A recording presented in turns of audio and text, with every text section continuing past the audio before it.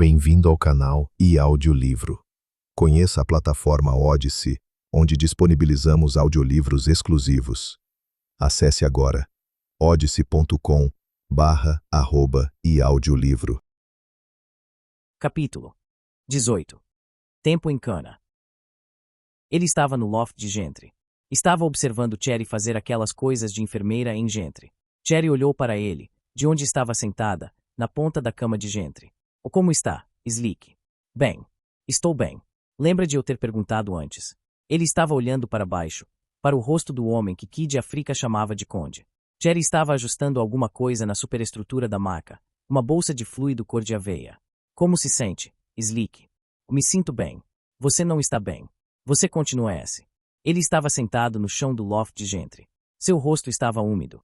Cherry estava ajoelhada ao seu lado, perto, as mãos dela em seus ombros. Você esteve em Cana.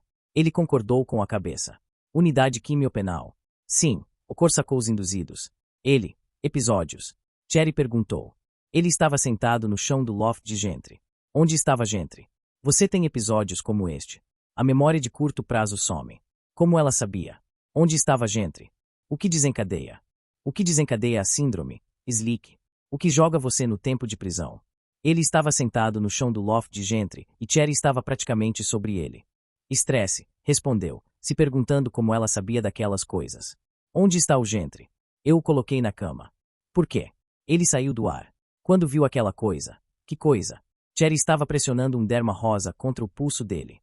Um tranquilizante forte, disse ela. Talvez tire você dessa. Tirar do quê? Ela suspirou. Não importa. Ele acordou na cama com Cherry Chesterfield. Estava totalmente vestido, tudo menos a sua jaqueta e as botas. A ponta de seu pênis ereto estava presa atrás da fivela de seu cinto, pressionada contra o jeans quente contra o traseiro de Cherry. Oh, nem pense nisso. A luz de inverno, através da janela remendada, e seu hálito branco quando falava. O que aconteceu? Por que estava tão frio no quarto?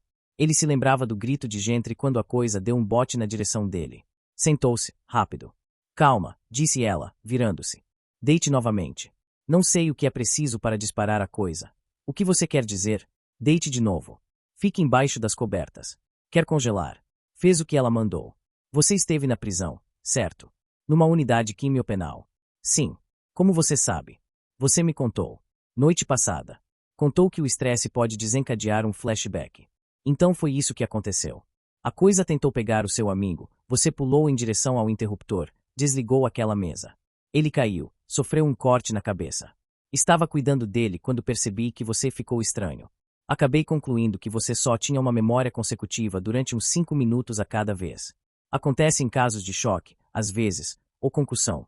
Onde está ele? Gentry. Está na cama, lá no canto dele, sedado.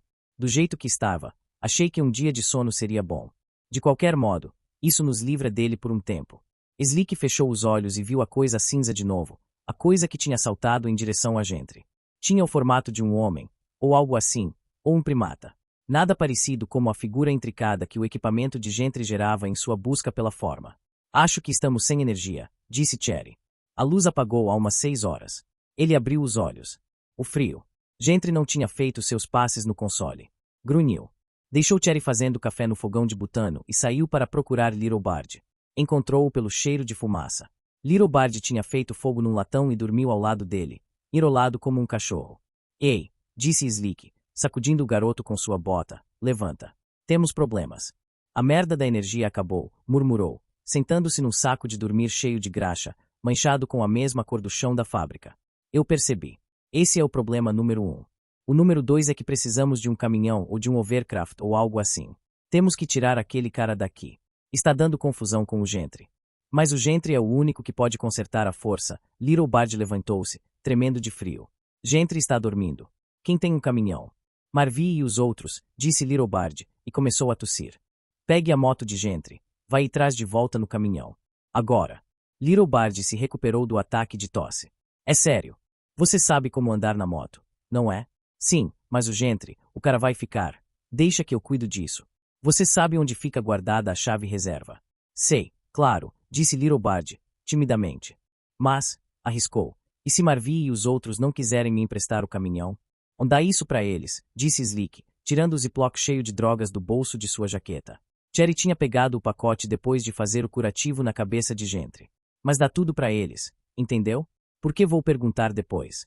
O beeper de Cherry disparou enquanto estavam tomando café na sala de Slick, aconchegados um no outro, no canto da cama. Ele estava contando tudo o que sabia sobre o Corsacle, porque ela tinha perguntado. Nunca havia falado muito a respeito daquilo com ninguém. Na verdade, era curioso como ele sabia pouco sobre o assunto. Contou a ela sobre os flashbacks anteriores, depois tentou explicar como o sistema funcionava na cadeia. O truque era que você conservava a memória de longo prazo até o ponto em que começavam a administrar a droga. Assim, podiam treiná-lo para fazer algo antes que começasse a cumprir sua pena, porque você não se esqueceria daquilo. Eram basicamente coisas que robôs poderiam fazer. Haviam treinado Slick para montar engrenagens de trens em miniatura. Quando aprendeu como montar uma em 5 minutos, foi isso. E eles não fizeram mais nada. Ela perguntou. Só as engrenagens de trem. Oh não, quero dizer, como bloqueadores de cérebro. Olhou para ela. A ferida no seu lábio estava quase curada. Se fazem isso, não nos contam, respondeu. Então o beeper disparou em uma de suas jaquetas. Algo está errado, disse, levantando-se rapidamente. Encontraram Gentry ajoelhado ao lado da maca segurando algo preto nas mãos. Cherry arrancou a coisa dele antes que Gentry pudesse se mover. Ele ficou onde estava, olhando fixo para ela e piscando muito. É difícil manter você apagado, cara. Entregou para Slick a coisa preta. Uma câmera retinal. Temos que descobrir quem ele é, disse Gentry. Sua voz estava grogue com as drogas que ela tinha administrado, mas Slick sentiu que o lado mais barra pesada da loucura tinha retrocedido. O que diabos, disse ela. Você nem sabe se estes são os olhos que ele tinha há 1 ano. Gentry tocou o curativo em sua testa. Você também viu, não é? Sim, disse Cherry. Ele desligou a coisa. Foi o choque, disse Gentry. Eu não tinha imaginado. Não havia perigo real. Eu não estava preparado. Você estava completamente pirado, disse Cherry. Gentry ficou de pé, meio desequilibrado. Ele está de saída, disse Slick. Mandei o Bard pegar um caminhão emprestado. Não estou gostando nem um pouco de... Cherry encarou. De saída para onde? Eu tenho que ir junto. É o meu trabalho. Conheço um lugar, mentiu Slick.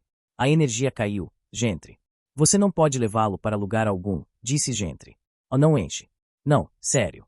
Gentry estava balançando ligeiramente. Ele fica. Os Jumpers estão no lugar. Não vou mais perturbá-lo. Cherry pode ficar aqui. Você vai ter que explicar essa merda, Gentry, disse Slick. Para começar, disse Gentry, e apontou para a coisa sobre a cabeça do conde, isto não é um LF. É um Aleph. Capítulo 19. Entrando na faca. Hotel de novo, afundando na marcha fúnebre da ressaca do Viz, prior conduzindo-a pelo vestíbulo, turistas japoneses já de pé, rodeando guias de aparência entediada. E um passo, outro passo, um passo após o outro, sua cabeça tão pesada agora, como se alguém tivesse aberto um buraco em cima, derramado meio quilo de chumbo, e seus dentes pareciam pertencer a outra pessoa, grandes demais. Ela se desequilibrou no elevador, quando a gravidade adicional a pressionou. Cadê o Ed? Ed foi embora, Mona. Abriu bem os olhos e olhou para ele, vendo que o sorriso estava de volta, filho da mãe. O quê? Ed foi comprado. Compensado. Está a caminho de Macau com uma linha de crédito. Uma bela temporada de jogatina às nossas custas. Compensado. Por seu investimento. Em você. Pelo tempo dele. Tempo dele. As portas se abriram frente ao corredor de carpete azul. E alguma coisa caindo dentro dela, fria. Ed odiava jogar. Você trabalha para nós agora, Mona. Não gostaríamos que saísse por aí sozinha novamente. Mas você deixou, pensou, me deixou sair. E sabia onde me encontrar. Ed foi embora. Não se lembrou de ter pegado no sono. Ainda estava usando o vestido, a jaqueta de Michael jogada por sobre os ombros como um cobertor. Podia ver o canto do prédio em forma de montanha pela janela, sem mexer a cabeça, mas o carneiro de longos chifres não estava lá. Os tins de Ange ainda estavam lacrados no plástico. Pegou um deles, aleatoriamente, rasgou a embalagem com a unha, encaixou-o na ranhura e colocou os trodos. Não estava pensando. Suas mãos pareciam saber o que fazer, animais amigáveis que não iriam machucá-la. Um deles apertou play e ela escorregou para dentro do mundo de Ange, puro como qualquer droga, saxofone lânguido e passeio de limusine por alguma cidade europeia, a forma como as ruas revolviam em torno dela, em torno do carro sem motorista, avenidas largas, limpas e vazias ao amanhecer, com o toque de um casaco de pele em seus ombros, rodando por uma estrada reta através de campos sem relevo, delineados por árvores perfeitas e idênticas. E, virando uma rua, pneu sobre cascalho, subindo uma estradinha sinuosa em meio a um parque, onde o orvalho era prateado, um servo de ferro de um lado, um torso de mármore úmido mais à frente. A casa era ampla, antiga, diferente de qualquer casa que já havia visto antes, mas o carro passou por ela, depois por vários prédios menores, chegando finalmente à borda de um amplo campo liso. Havia vários planadores amarrados, a membrana translúcida esticada sobre molduras de policarbono de aparência frágil. Agitavam-se suavemente na brisa da manhã. Robin Lanier estava esperando ao lado deles, lindo, tranquilo, num suéter preto, Robin, que contracenava com Angie em quase todos os seus teens. E ela estava saindo do carro em direção ao campo, rindo quando seus saltos afundaram na grama. E o resto do caminho em direção a Robin descalça, sapatos nas mãos, sorrindo, para os braços dele e seu perfume, seus olhos. Um giro rápido, a edição criando uma dança, condensando os detalhes de embarcar no planador sobre o trilho de indução prateado, depois foram arremessados suavemente sobre a extensão do campo, elevando-se, inclinando-se para pegar o vento, e para cima, até que a enorme casa tornou-se uma pequena pedra numa vastidão de verde, verde cortado pelo brilho de um rio em curva. E a mão de Prior na tecla stop, o cheiro de comida vindo de um carrinho ao lado da mesa dando nós em seu estômago, a dor surda, enjoada, da ressaca do vis em cada articulação. Coma, disse ele. Estamos de saída. O tirou a tampa de metal de uma das travessas. Um grande sanduíche de carne, disse ele. Café, salgadinhos. Ordens médicas. Quando você estiver na clínica, não vai poder comer por um tempo. Clínica. De Gerald. Em Baltimore. Por quê? Gerald é cirurgião plástico. Vão fazer algumas intervenções em você. Tudo reversível mais tarde, se você quiser, mas achamos que ficará satisfeita com os resultados. Muito satisfeita. O sorriso. Alguém já lhe disse o quanto você é parecida com Angie, Mona. Olhou para ele sem dizer nada. Deu um jeito de erguer-se, beber meia xícara de café aguado. Não podia sequer olhar para o sanduíche, mas comeu um dos salgadinhos. Tinha gosto de papelão. Baltimore. Não sabia bem onde aquilo ficava. E, em algum lugar, um planador flutuando para sempre sobre o campo verde, o casaco de pele em seus ombros e Angie ainda devia estar lá, ainda rindo. Uma hora mais tarde, no vestíbulo, enquanto Prior assinava a conta, viu as malas de imitação de couro de crocodilo de Ed passando num carrinho de bagagem robótico. Foi quando teve certeza de que ele estava morto. O consultório de Gerald tinha uma placa com grandes letras antigas, no quarto andar de um condomínio no que Prior dizia ser Baltimore. O tipo de prédio onde jogavam uma estrutura e os inquilinos comerciais traziam os seus próprios módulos, plugins. Como um acampamento de trailers na vertical, tudo percorrido por um emaranhado de cabos, fibra ótica, o encanamento para esgoto e água. O que está escrito? Perguntou a Prior. O Gerald T, dentista. Você disse que ele era um cirurgião plástico. Ele é. Por que não podemos apenas ir a uma boutique, como todo mundo? Ele não respondeu. Ela não estava realmente sentindo muita coisa naquele momento, e parte dela sabia que não estava tão assustada quanto deveria. Talvez estivesse tudo bem, contudo, porque se ficasse apavorada demais não seria capaz de fazer nada, e ela realmente queria pular fora daquele negócio todo, seja lá o que fosse. Na viagem de carro, encontrou algo volumoso no bolso da jaqueta de Michael. Levou uns 10 minutos para entender que era uma arma de choque, do tipo que os figurões carregavam. Parecia uma chave de fenda com um par de chifres de metal rombudos no lugar da ponta. Provavelmente era carregada usando uma tomada normal. Estava torcendo para que Michael a tivesse deixado carregada. Concluiu que Prior não sabia que aquilo estava ali. Aquelas coisas eram legais, na maioria dos lugares, porque não deviam provocar um estrago permanente. Mas Lanete conhecia uma garota que tinha sido atacada com uma daquelas e nunca mais se recuperara. Se Prior não sabia que estava no bolso dela, significava que ele não sabia de tudo, e parte do jogo dele era fazer com que ela pensasse que sabia. Mas ele também não sabia o quanto Ed odiava jogar e apostar. Não conseguia sentir muita coisa pelo Ed, exceto que continuava achando que estava morto. Não importava quanto tivessem pago a ele, jamais iria embora sem aquelas malas. Mesmo que tivesse ido comprar um guarda-roupa totalmente novo, precisaria vestir-se bem para fazer as compras. Ed se importava com roupas mais do que tudo. E aquelas malas de crocodilo eram especiais. Ele as tinha conseguido com um ladrão de hotéis em Orlando e eram a coisa mais próxima que ele tinha de um lar. E agora que estava pensando sobre o assunto, não dava para acreditar que ele aceitasse ser comprado e sair fora, porque a coisa que mais queria no mundo era fazer parte de um grande esquema. Depois disso, ele achava que as pessoas passariam a levá-lo a sério. Então, finalmente, alguém o levou a sério, pensou ela, enquanto Prior carregava sua sacola para a clínica de Gerald. Mas não como Ed queria. Olhou ao redor da mobília de plástico de uns 20 anos atrás, as pilhas de revistas sobre estrelas dos Teen em caracteres japoneses. Parecia um salão de beleza de Cleveland. Não havia ninguém lá, ninguém atrás do balcão da recepção.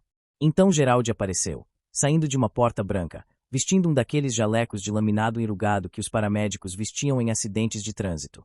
Tranque a porta, disse para Prior, sob uma máscara de papel que cobria seu nariz, boca e queixo. Olá, Mona. Por favor, por aqui. Ele apontou para a porta branca. Ela estava segurando a arma de choque, mas não sabia como ligá-la. Seguiu Gerald. Prior veio atrás. Sente-se, disse Gerald. Ela se sentou numa cadeira branca esmaltada. Ele se aproximou, olhou para os olhos dela. Você precisa descansar, Mona. Está exausta. Havia um botão serrilhado no punho da arma de choque. Pressionar. Para a frente. Para trás. Gerald foi até uma caixa branca com gavetas, tirou alguma coisa de lá. Aqui, disse ele, estendendo uma coisinha em forma de tubo com algo escrito no lado. Isto vai ajudá-la. Ela mal sentiu a diminuta dose de spray. Havia uma mancha escura no tubo de aerosol, bem onde os olhos dela tentavam focar, crescendo. Lembrou-se do velho mostrando como matar um bagre.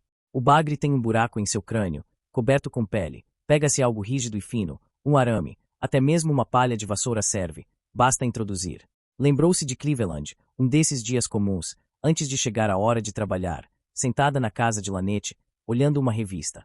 Encontrou uma foto de Angie rindo num restaurante com outras pessoas, todos bonitos, mas além disso eles tinham um brilho. Não estava na fotografia, mas estava presente mesmo assim, algo que podia ser sentido. Olha, disse para Lanette, mostrando a foto, eles têm esse brilho. Isso se chama dinheiro, disse Lanette. Isso se chama dinheiro. Basta introduzir. Capítulo 20. Hilton Swift. Ele chegou sem avisar, como sempre, e sozinho. O helicóptero da NET pousou como uma vespa solitária, espirrando pedaços de algas ao longo da areia úmida. Ela observou da balaustrada enferrujada quando ele saltou, algo jovial e quase desajeitado em seu aparente entusiasmo.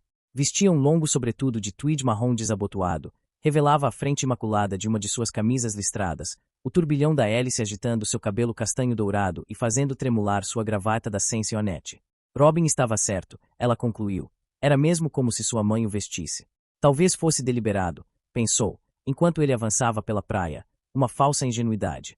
Lembrou-se que Porfírio uma vez tinha argumentado que as grandes corporações eram inteiramente independentes dos seres humanos que compunham o conselho diretor. Havia parecido muito óbvio para Angie, mas o cabeleireiro havia insistido que ela não tinha se dado conta de sua premissa básica. Swift era o executivo humano mais importante da Sensionette.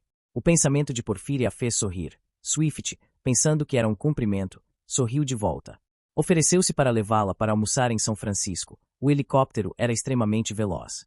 Ela recusou, insistindo em preparar uma tigela de sopa suíça desidratada e aquecer no micro-ondas um pão de centeio congelado. Ela se perguntou, observando-o comer, sobre sua sexualidade. Com mais de 30 anos, quase 40, de certo modo tinha o jeito de um adolescente extraordinariamente brilhante, cujo início da puberdade havia sido sutilmente atrasado. Rumores, vez por outra, já haviam atribuído a ele cada uma das preferências sexuais conhecidas, além de muitas que ela acreditava serem totalmente imaginárias. Nenhuma delas parecia provável para Angie. Ela o conhecia desde que entrou para a Sensionette. Ele já estava solidamente estabelecido nos escalões mais altos de produção quando ela chegou. Era uma das pessoas mais importantes na equipe de Tali Isham e ficou imediatamente interessado nela, profissionalmente. Em retrospecto, ela presumia que Legba a havia colocado no caminho dele, que obviamente estava a caminho do topo, embora ela própria talvez não tivesse percebido, na época, fascinada com o brilho e o constante movimento daquele meio.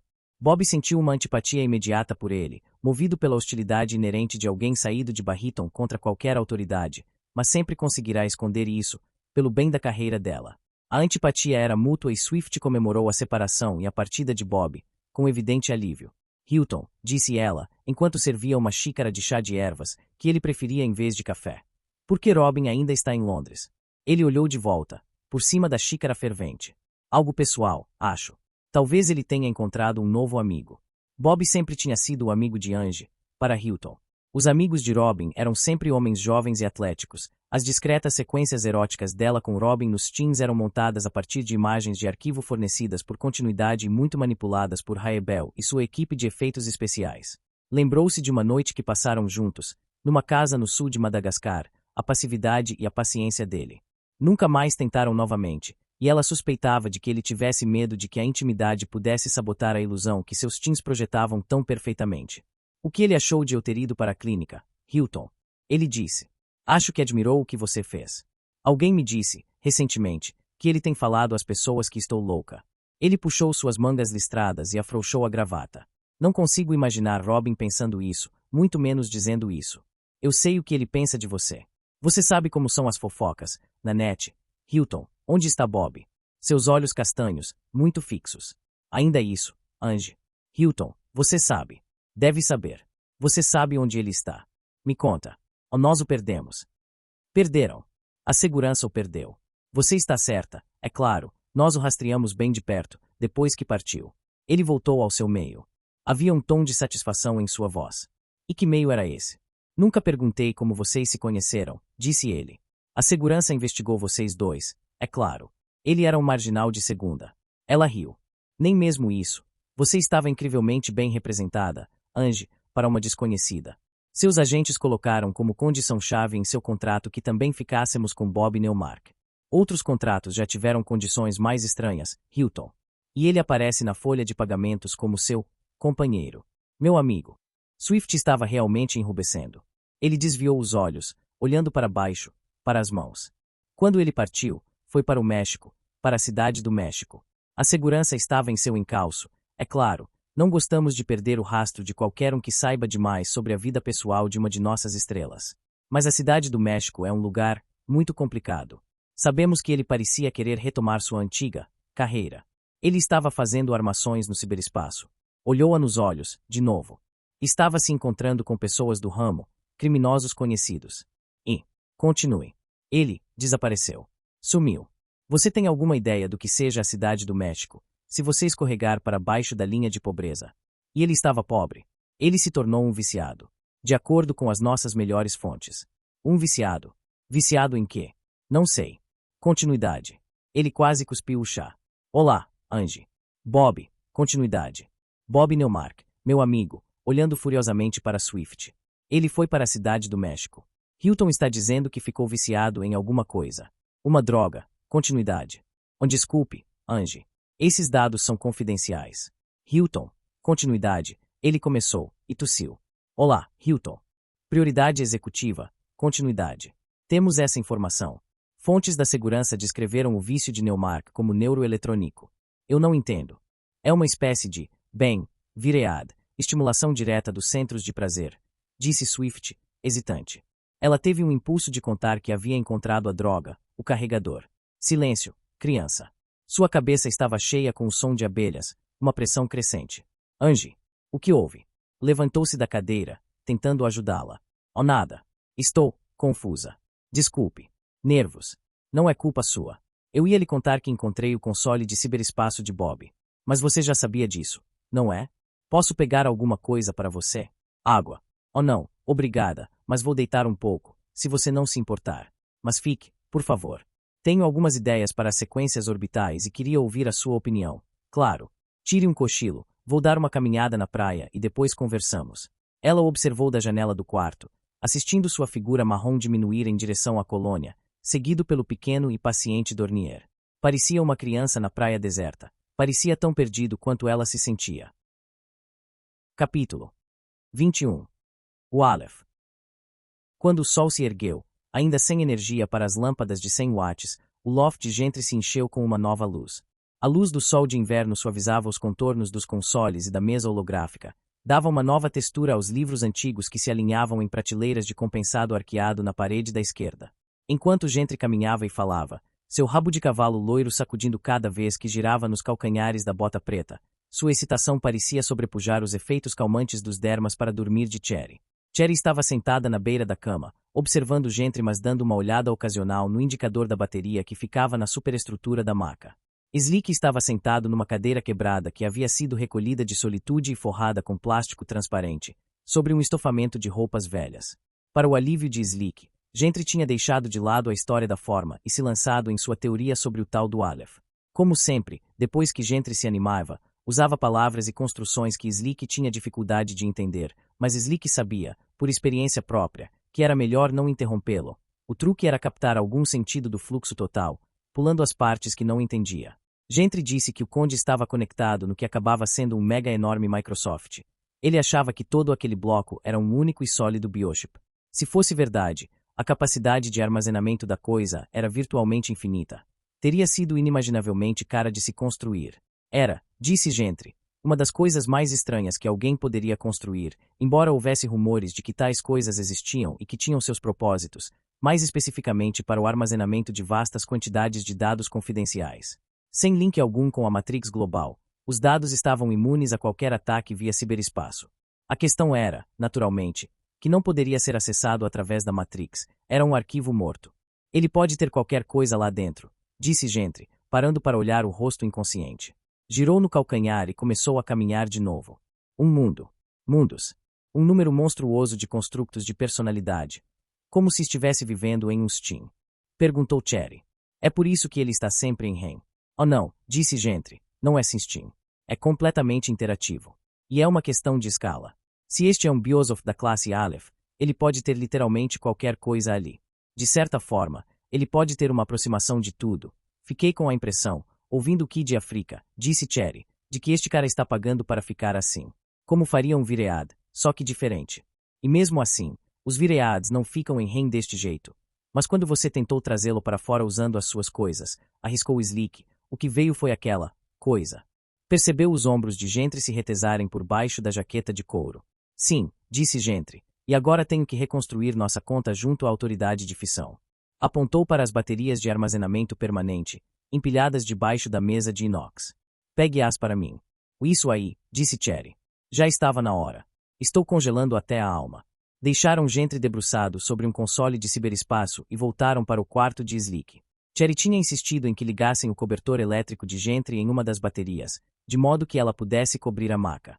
Tinha sobrado café frio no fogão de butano. Slick bebeu assim mesmo, sem se preocupar em esquentá-lo, enquanto Cherry olhava fixamente pela janela, para a planície coberta de neve de solitude. Como ficou desse jeito? Perguntou ela. Gentry diz que a ideia era fazer um aterro sanitário, 100 anos atrás. Depois colocaram um monte de terra boa por cima, mas nada crescia aqui. A maior parte do lixo era tóxica. A chuva levou a cobertura embora. Acho que alguma hora desistiram e começaram a jogar mais porcarias por cima. Não se pode beber água lá, está cheia de PCB e outras coisas. E quanto àqueles coelhos que o Bard vai caçar? Ficam a oeste daqui. Não vêm para a solitude. Nem mesmo ratos.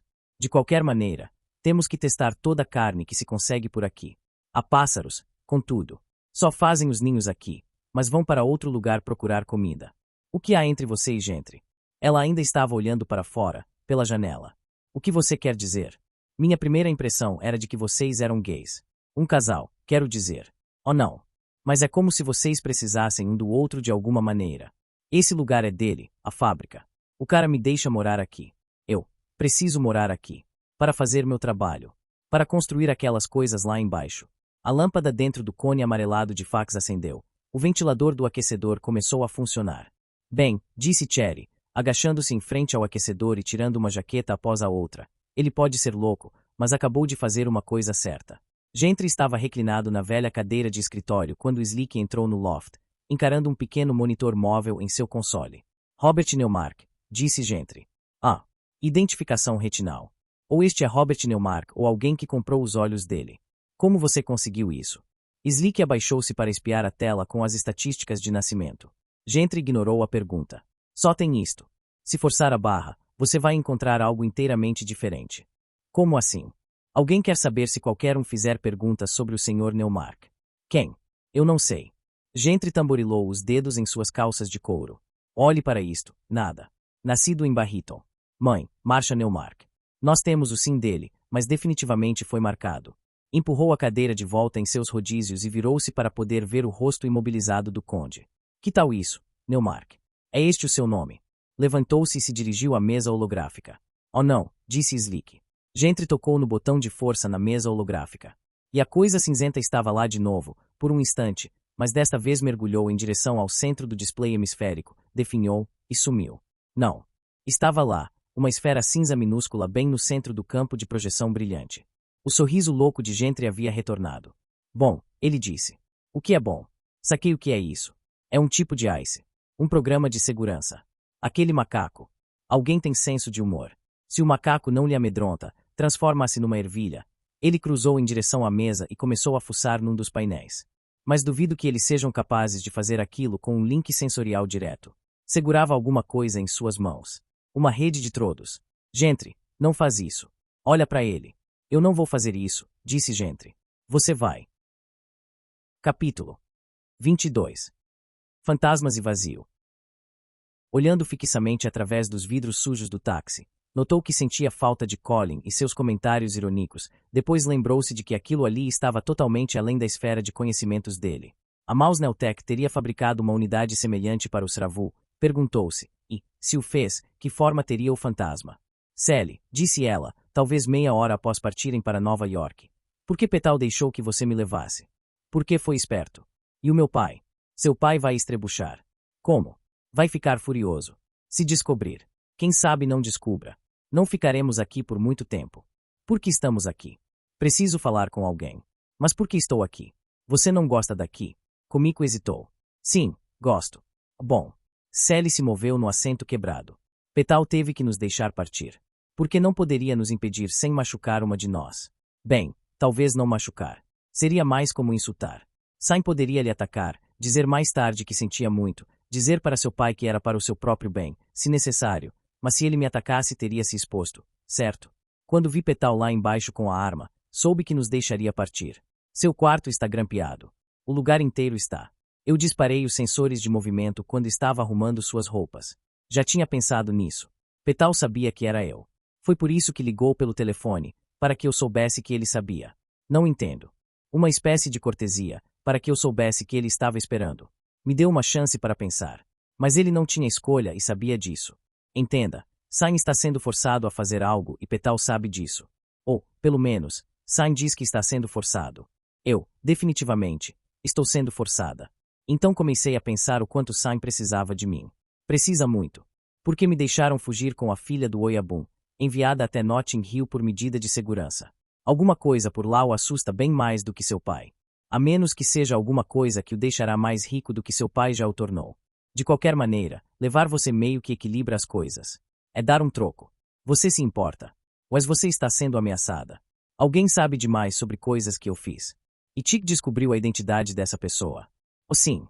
Mas acho que eu já sabia. Queria muito estar completamente enganada.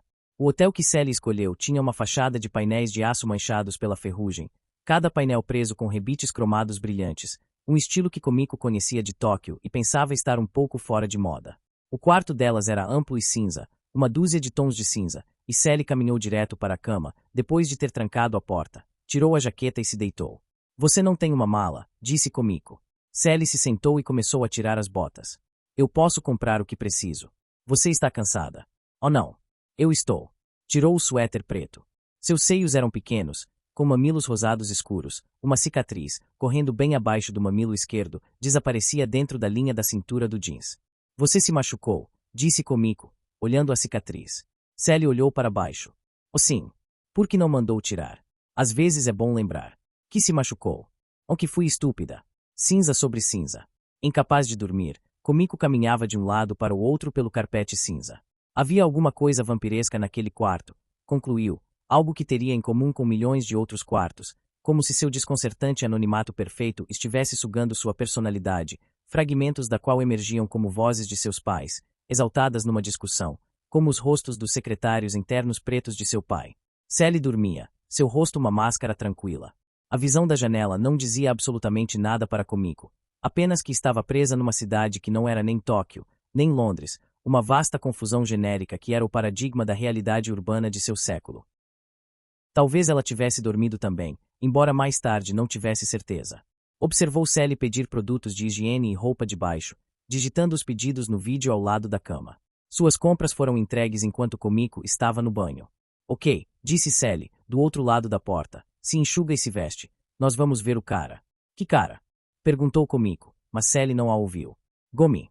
35% da área de Tóquio foi construída sobre Gomi, em extensões de terra subtraídas à Bahia ao longo de um século de aterros sistemáticos. Gomi, lá, era um recurso a ser administrado, a ser coletado, separado, cuidadosamente enterrado. A relação de Londres com o Gomi era mais sutil, mais tortuosa. Aos olhos de Komiko, a maior parte da cidade era composta por Gomi, estruturas que a economia japonesa há muito teria devorado em sua fome insaciável por espaço para construção. Ainda assim, essas estruturas revelavam, mesmo para Kumiko, a tessitura do tempo, cada parede remendada por gerações de mãos numa tarefa contínua de restauração. Os ingleses valorizavam seu gumi naquilo que tinha de próprio, de um modo que ela aos poucos começara a compreender. Moravam nele. Gumi, no Sravu, era completamente diferente, um humus rico, uma putrefação que fazia brotar prodígios de aço e polímero. A aparente falta de planejamento, por si só, era o suficiente para deixá-la confusa, sendo tão contrária aos valores que sua própria cultura atribuía ao uso eficiente da terra. A corrida de táxi do aeroporto já tinha mostrado a ela a decadência, quarteirões inteiros em ruínas, janelas sem vidro escancaradas acima de calçadas cobertas de lixo, e rostos observando enquanto o overcraft blindado abria caminho pelas ruas.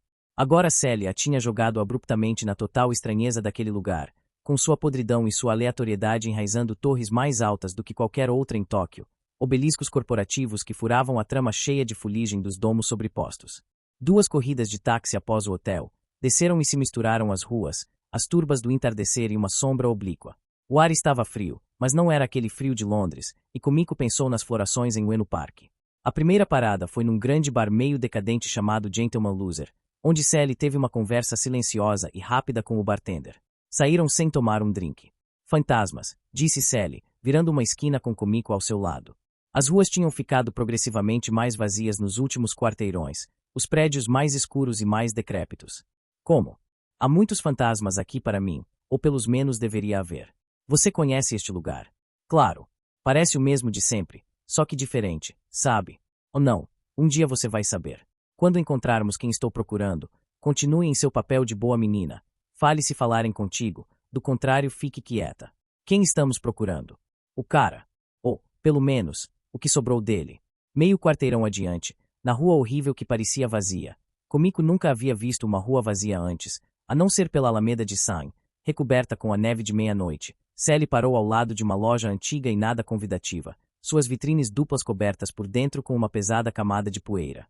Espiando através delas, Kumiko leu as letras de vidro num sinal de neon apagado, metro, depois uma palavra mais longa.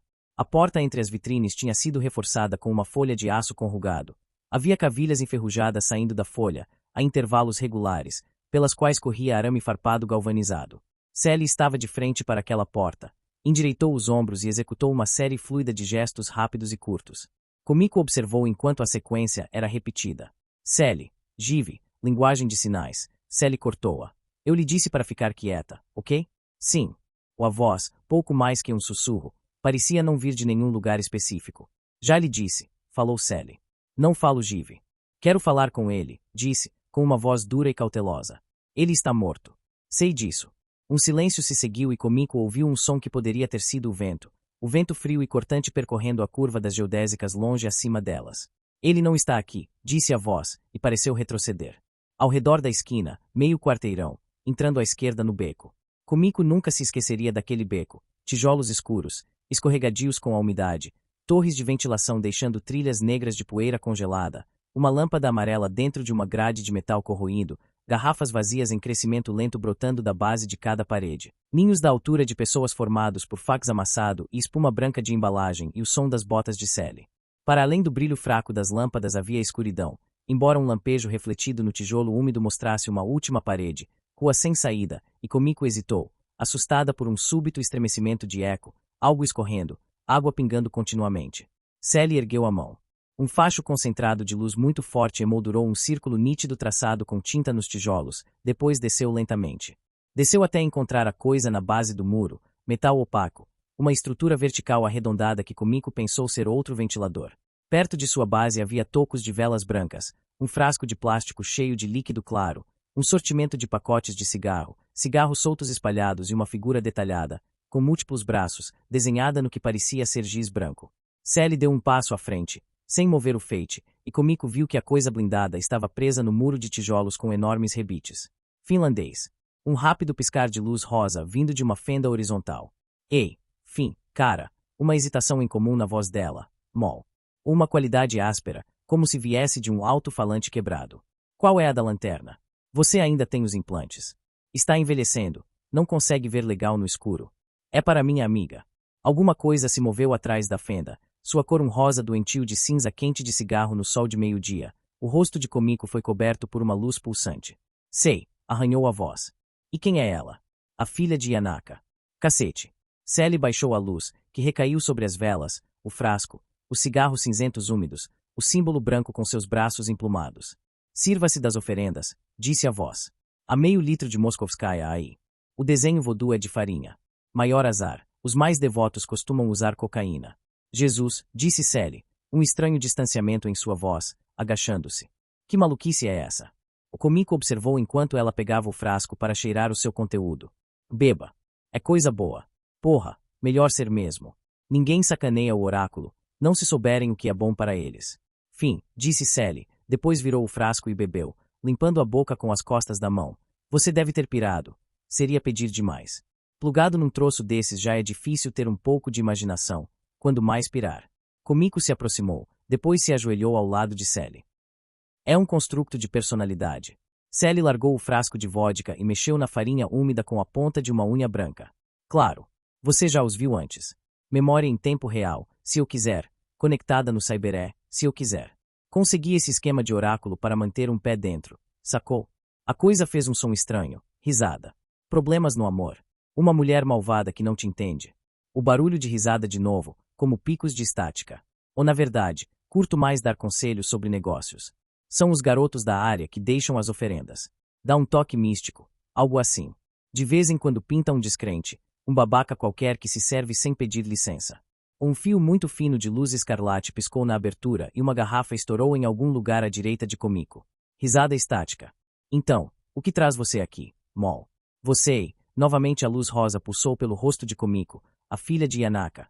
A missão Strailigte, disse Sally. Faz muito tempo, Mol. Ela está atrás de mim. Fim, 14 anos e aquela puta louca está na minha cola. Talvez ela não tenha nada melhor para fazer. Sabe como são esses ricaços? Você sabe onde Casey está. Fim. Talvez ela esteja atrás dele. Casey caiu fora. Deu umas boas tacadas depois que vocês se separaram, depois chutou o balde e saiu fora, limpo. Se você tivesse feito a mesma coisa, talvez não estivesse congelando os ossos num beco, certo? Pela última que eu soube, ele tem 4 filhos. Observando a varredura hipnótica do scanner rosa, Komiko tinha uma ideia do que era a coisa com a qual Sally falava. Havia coisas semelhantes no estúdio de seu pai, 4 delas, cubos laqueados de preto arrumados ao longo de uma prateleira baixa de pinho. Sobre cada cubo havia um retrato formal pendurado. Os retratos eram fotografias monocromáticas de homens internos escuros e gravaitas, 4 cavalheiros muito sóbrios, cujas lapelas estavam decoradas com pequenos emblemas de metal, do tipo que seu pai algumas vezes usava. Embora sua mãe houvesse dito que os cubos continham os fantasmas dos ancestrais malignos de seu pai, Komiko os achava mais fascinantes do que assustadores. Se realmente continham fantasmas, pensou, seriam bem pequenos, já que os cubos mal podiam conter a cabeça de uma criança. Seu pai às vezes meditava em frente aos cubos, ajoelhando-se em seu tatame, numa atitude que revelava profundo respeito. Ela o tinha visto naquela posição muitas vezes, mas foi apenas aos 10 anos que ouviu falar com os cubos pela primeira vez. E um deles tinha respondido. A pergunta não significava nada para ela, a resposta muito menos, mas o tom calmo do fantasma, ao responder, tinha deixado gelada lá no canto onde estava escondida, atrás de uma porta de papel, e seu pai riu ao descobrir que estava lá. Em vez de repreendê-la, explicou que os cubos abrigavam as personalidades gravadas de antigos executivos, diretores corporativos. As almas deles. Ela tinha perguntado. Não, respondeu ele, sorrindo, então acrescentou que a distinção era sutil. Eles não estão conscientes. Respondem, quando questionados, de certa forma aproximando-se da resposta daquela pessoa. Se são fantasmas, então os hologramas também são. Depois da explicação de Sally sobre a história e a hierarquia da Yakuza, no bar de Robata em Earos Court, Komiko havia concluído que cada um dos homens nas fotografias, os sujeitos das gravações de personalidade, tinha sido um Oyabun. A coisa na carcaça blindada, raciocinou, era de natureza similar, embora talvez mais complexa. Assim como Colin era uma versão mais complexa do guia Michelin que os secretários de seu pai levavam durante suas excursões de compras em Shinjuku. Finlandês, foi o nome que Sally usou, e era evidente que este finlandês havia sido um amigo ou parceiro dela. Mas será que ele ficava acordado? Perguntou-se Komiko, quando o beco estava vazio. Será que sua visão a laser escaneava a queda silenciosa da neve à meia-noite? Europa, Sally começou. Quando me separei de Casey fui para lá e andei por todos os lugares. Tinha muito dinheiro, o que recebemos pelo trabalho, ou pelo menos parecia ser muito na época. A inteligência artificial da Tessiera Shoal pagou tudo através de um banco suíço. Apagou qualquer traço de que havíamos estado lá em cima, estou dizendo tudo mesmo. Por exemplo, se você tentasse procurar os nomes que usamos para viajar no transporte da JAL, simplesmente não existiam. Casey verificou tudo quando voltamos a Tóquio, entrou em várias bases de dados. Era como se nada jamais tivesse acontecido. Eu não entendi como se podia fazer aquilo, mesmo sendo uma inteligência artificial, mas ninguém nunca compreendeu de fato o que aconteceu lá em cima, quando Casey pilotou aquele quebra-gelo, o icebreaker chinês até o núcleo do seu ice.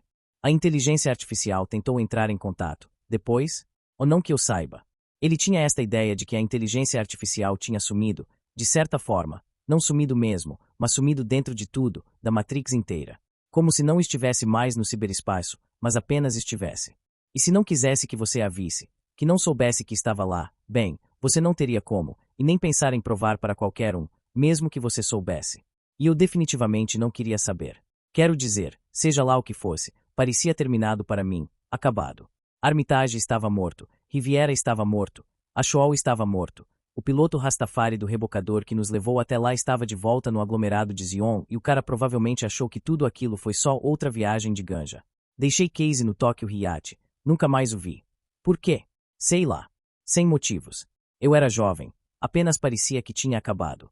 Mas você a deixou lá em cima, no poço, em Strailigte. Deixei. Penso nisso de vez em quando. Quando nós estávamos partindo, fim, era como se ela não se importasse com nada daquilo. Como se eu tivesse matado o pai dela, louco de pedra, no lugar dela, e Casey tinha arrombado seus núcleos e deixado suas IAS soltas na Matrix. Então eu a coloquei na lista, certo? Um dia você se mete numa enrascada das grossas, alguém está na cola, daí é bom olhar a lista. E você pensou nela, na hora. Oh não. Minha lista é bem longa. Casey, que para Kumiko parecia ter sido algo mais do que um simples sócio de Sally, nunca reapareceu na história. Enquanto Kumiko ouvia Sally condensar 14 anos de sua história pessoal para atualizar Finn, ficou imaginando a versão mais jovem dessa Sally como uma heroína bichonem de um vídeo romântico tradicional, misteriosa, elegante e mortífera. Apesar de achar o relato prosaico de Sally sobre sua vida difícil de acompanhar, com referências a lugares e coisas que ela não conhecia, era fácil imaginá-la vencendo as batalhas de forma súbita e fulgurante como se esperava das bichonem. Mas não, pensou, ao ouvir Sally falar de um ano ruim em Hamburgo, uma fúria repentina em sua voz, uma fúria antiga, algo decorrido uma década antes, era um erro tentar encaixar esta mulher nos padrões japoneses. Não havia nenhum Ronin, nenhum samurai errante. Sally e Finn estavam discutindo negócios. Ela havia chegado ao ano ruim em Hamburgo, segundo o que Kumiko compreendeu, depois de ter ganhado e perdido algum tipo de fortuna. Tinha ganhado a sua parte desse dinheiro lá em cima, em um lugar que Finn chamara de Strailigte, em sociedade com o tal de Casey. Ao fazer isso, havia ganhado um inimigo. Hamburgo, interrompeu o Finn. Ouvi histórias sobre Hamburgo, o dinheiro tinha sumido. Sabe como é, quando a transação é grande e você é jovem. Ficar sem dinheiro, de certa forma, era voltar ao normal, mas eu estava envolvida com este pessoal de Frankfurt, em dívida com eles, e queriam zerar as coisas fazendo uma troca. O que tipo de troca? Queriam que algumas pessoas fossem assassinadas. E aí? Aí eu caí fora. Quando pude. Fui para Londres. Talvez, Kumiko concluiu, Sally um dia já tenha sido Ronin, uma espécie de samurai. Em Londres, contudo, ela havia se tornado outra coisa, uma mulher de negócios. Tendo se mantido de uma forma não muito explicada, ela gradualmente se tornou uma investidora, fornecendo fundos para vários tipos de operações de negócios. O que era um crédito a fundo perdido? O que era lavagem de informação? Sim, disse o Finn, você se saiu bem. Conseguiu ações de um cassino alemão. Aix-la-Chapelle. Eu estava na diretoria. Ainda estou, quando conseguir o passaporte certo. Vai se acomodar. A risada de novo. Oh, com certeza. Não foi bem o que ouvi, por aqui. Eu estava administrando um cassino. Era isso. Estava bem. Você estava lutando por dinheiro. Misty Steel, peso leve aumentada. Foram 8 lutas e apostei em 5 delas. Lutas sangrentas, querida. Ilegal. Hobby. E que hobby? Assisti aos vídeos. Burmese Kid abriu você até em cima, ao vivo e a cores. Kumiko lembrou-se da longa cicatriz. Daí eu desisti. Foi há 5 anos, na época, eu já tinha 5 anos mais do que deveria. Você era boa, mas Misty Steel. Cacete. Dá um tempo. Não inventei esse nome. Claro. Então me fala sobre nossa amiga lá em cima, como ela entrou em contato. Sain. Roger Sain. Enviou um de seus capangas ao cassino, um aspirante a durão chamado Prior. Cerca de um mês atrás. Sain, o intermediário. De Londres. O próprio. E Prior tinha um presente para mim, cerca de 1 metro de impressão. Uma lista. Nomes, datas, lugares. Era feia. Tinha tudo lá. Coisas de que mesmo eu já tinha esquecido. O trabalho em Straight. Tudo. Então preparei uma mala, voltei para Londres e lá estava Sain. Ele sentia muito. Não era culpa dele, mas tinha que me chantagear. Porque alguém estava chantageando ele. Tinha a sua própria lista de 1 metro para se preocupar. Comigo ouviu os saltos de Sally girarem no asfalto. O que ele quer? Um sequestro, um corpo quente. Celebridade.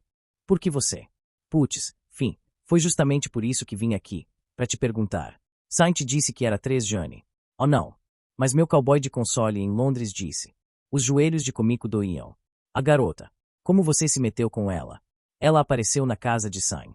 Yanaka a queria fora de Tóquio. Sain devia girir para ele. Ela está limpa, de qualquer jeito, sem implantes. Pelas notícias recentes que chegaram de Tóquio, Yanaka está metido em confusões. Kumiko tremeu no escuro. E quem é o sequestrado? A celebridade. Ou continuou o fim. Ela sentiu que Sally hesitou. A Angela Mitchell. O metrônomo rosa balançando silenciosamente. Esquerda para direita para esquerda. Está frio aqui. Fim. Sim. Queria poder sentir. Acabei de fazer uma pequena viagem por você, visitando o passado. Você sabe exatamente de onde Angie vem. Oh não. Estou no ramo de oráculos, querida. Não sou uma biblioteca de pesquisas. O pai dela era Christopher Mitchell. Ele era o fodão na pesquisa de biochips na Mouse Biolabs. Ela cresceu num complexo industrial isolado, no Arizona, cria da companhia. Há 7 anos, alguma coisa aconteceu lá. A história que circula é que a Osaka formou uma equipe para ajudar Mitchell a dar um grande salto em sua carreira. O fax dizia que houve uma explosão de 1 megaton numa propriedade da Mouse, porém ninguém jamais encontrou qualquer radiação. Nunca encontraram os mercenários da Osaka também. A Mouse anunciou que Mitchell estava morto, suicídio. Isso é o que todos sabem. O que o oráculo sabe? Rumores. Nada muito coerente. Dizem que ela apareceu aqui, um dia ou 2 após a explosão no Arizona, se meteu com alguns caras realmente estranhos que trabalhavam nos arredores de Nova Jersey. Trabalhavam em quê? Tráfico. Software, basicamente. Comprando, vendendo. Algumas vezes compravam de mim. Quão estranhos eram os caras. Voodoo. Pensavam que a Matrix estava repleta de mambos e outras merdas. Quer saber de uma coisa? Mol? O quê? Eles estão certos. Capítulo 23. Espelho, espelho meu. Ela despertou como se alguém tivesse acionado um interruptor. Não abriu os olhos. Ela podia ouvi-los falar numa outra sala. Doía em muitos lugares, mas nada muito pior do que o vis. A ressaca já tinha passado, ou talvez reduzida pelo que tivessem lhe dado naquele spray. Um avental de papel áspero sobre seus mamilos, pareciam grandes e macios, e os seios lhe pareciam cheios. Pequenos fios de dor beliscando seu rosto, dores gêmeas nas órbitas dos olhos, sensação de irritação na boca e o gosto de sangue. Eu não estou querendo lhe dar lições sobre como conduzir suas coisas, dizia Gerald, a voz sobre água corrente e ruídos metálicos, como se estivesse lavando panelas ou algo assim. Mas você está se fazendo de tolo se pensa que ela vai enganar alguém que não queira ser enganado. É realmente um trabalho muito superficial. Prior disse alguma coisa que ela não conseguiu distinguir. Eu disse superficial, não vulgar. É um trabalho de qualidade, do início ao fim. 24 horas em um estimulador dérmico e você não saberá que ela esteve aqui. Mantenha a garota sob antibióticos de longe das drogas, o sistema imunológico dela não é grande coisa. Então Prior falou novamente, mas ela ainda não conseguia entender. Abriu os olhos, mas havia apenas o teto, quadrados brancos de revestimento acústico. Virou sua cabeça para a esquerda. A parede de plástico branco com uma daquelas janelas falsas, animação em alta resolução de uma praia com palmeiras e ondas. Observando a água por tempo suficiente, você veria as mesmas ondas se quebrando, em loop, para sempre. Exceto que a coisa estava quebrada e desgastada, havia um tipo de hesitação nas ondas, e o vermelho do pôr do sol piscava como um tubo fluorescente tentar o lado direito. Virou-se novamente, sentindo a cobertura de papel suada sobre a espuma dura do travesseiro contra seu pescoço. E o rosto com olhos machucados olhando para ela da cama, o nariz coberto com um plástico claro e fita micropore, algum tipo de geleia marrom sobre suas bochechas. Angie. Era o rosto de Angie, emoldurado pelo pôr do sol refletido, piscando na janela defeituosa. Ou não houve intervenção óssea, disse Gerald, afrouxando cuidadosamente a fita que segurava o pequeno plástico protetor sobre o nariz dela. É a beleza disso tudo. Aplanamos um pouco a cartilagem do nariz, trabalhando através das narinas, depois passamos para os dentes. Sorria. Linda. Nós aumentamos seus seios, construímos os mamilos com tecido erétil cultivado em laboratório, depois fizemos a coloração dos olhos, removeu a proteção. Ou não toque nisto durante as próximas 24 horas. Foi por isso que fiquei machucada. Oh não. Isto é um trauma secundário do trabalho com a cartilagem. Sentia os dedos de Gerald frios sobre seu rosto, precisos. Até amanhã, já terá sumido. Gerald era legal. Deu-lhe 3 dermas, 2 azuis e um rosa, macios e confortáveis. Prior definitivamente não era legal, mas ele tinha saído ou, pelo menos, não estava à vista. E era simplesmente bom ouvir Gerald explicar coisas com sua voz calma. E ver aquilo que ele podia fazer. Sardas, disse ela, porque tinham sumido. Abrasivos e mais tecido cultivado. Elas voltarão e bem rápido se você pegar muito sol. Ela é tão bonita. Virou a cabeça. Você, Mona. Aquela é você. Ela olhou o rosto no espelho e tentou imitar o famoso sorriso. Talvez Gerald não fosse legal. De volta para a cama branca e estreita, onde ele a havia colocado para descansar, ela ergueu o braço e olhou para os 3 dermas. Tranquilizantes. Flutuando. Colocou a unha debaixo do derma rosa, tirou-o, grudou-o na parede branca e apertou forte com o dedão. Uma única gota de líquido cor de palha escorreu.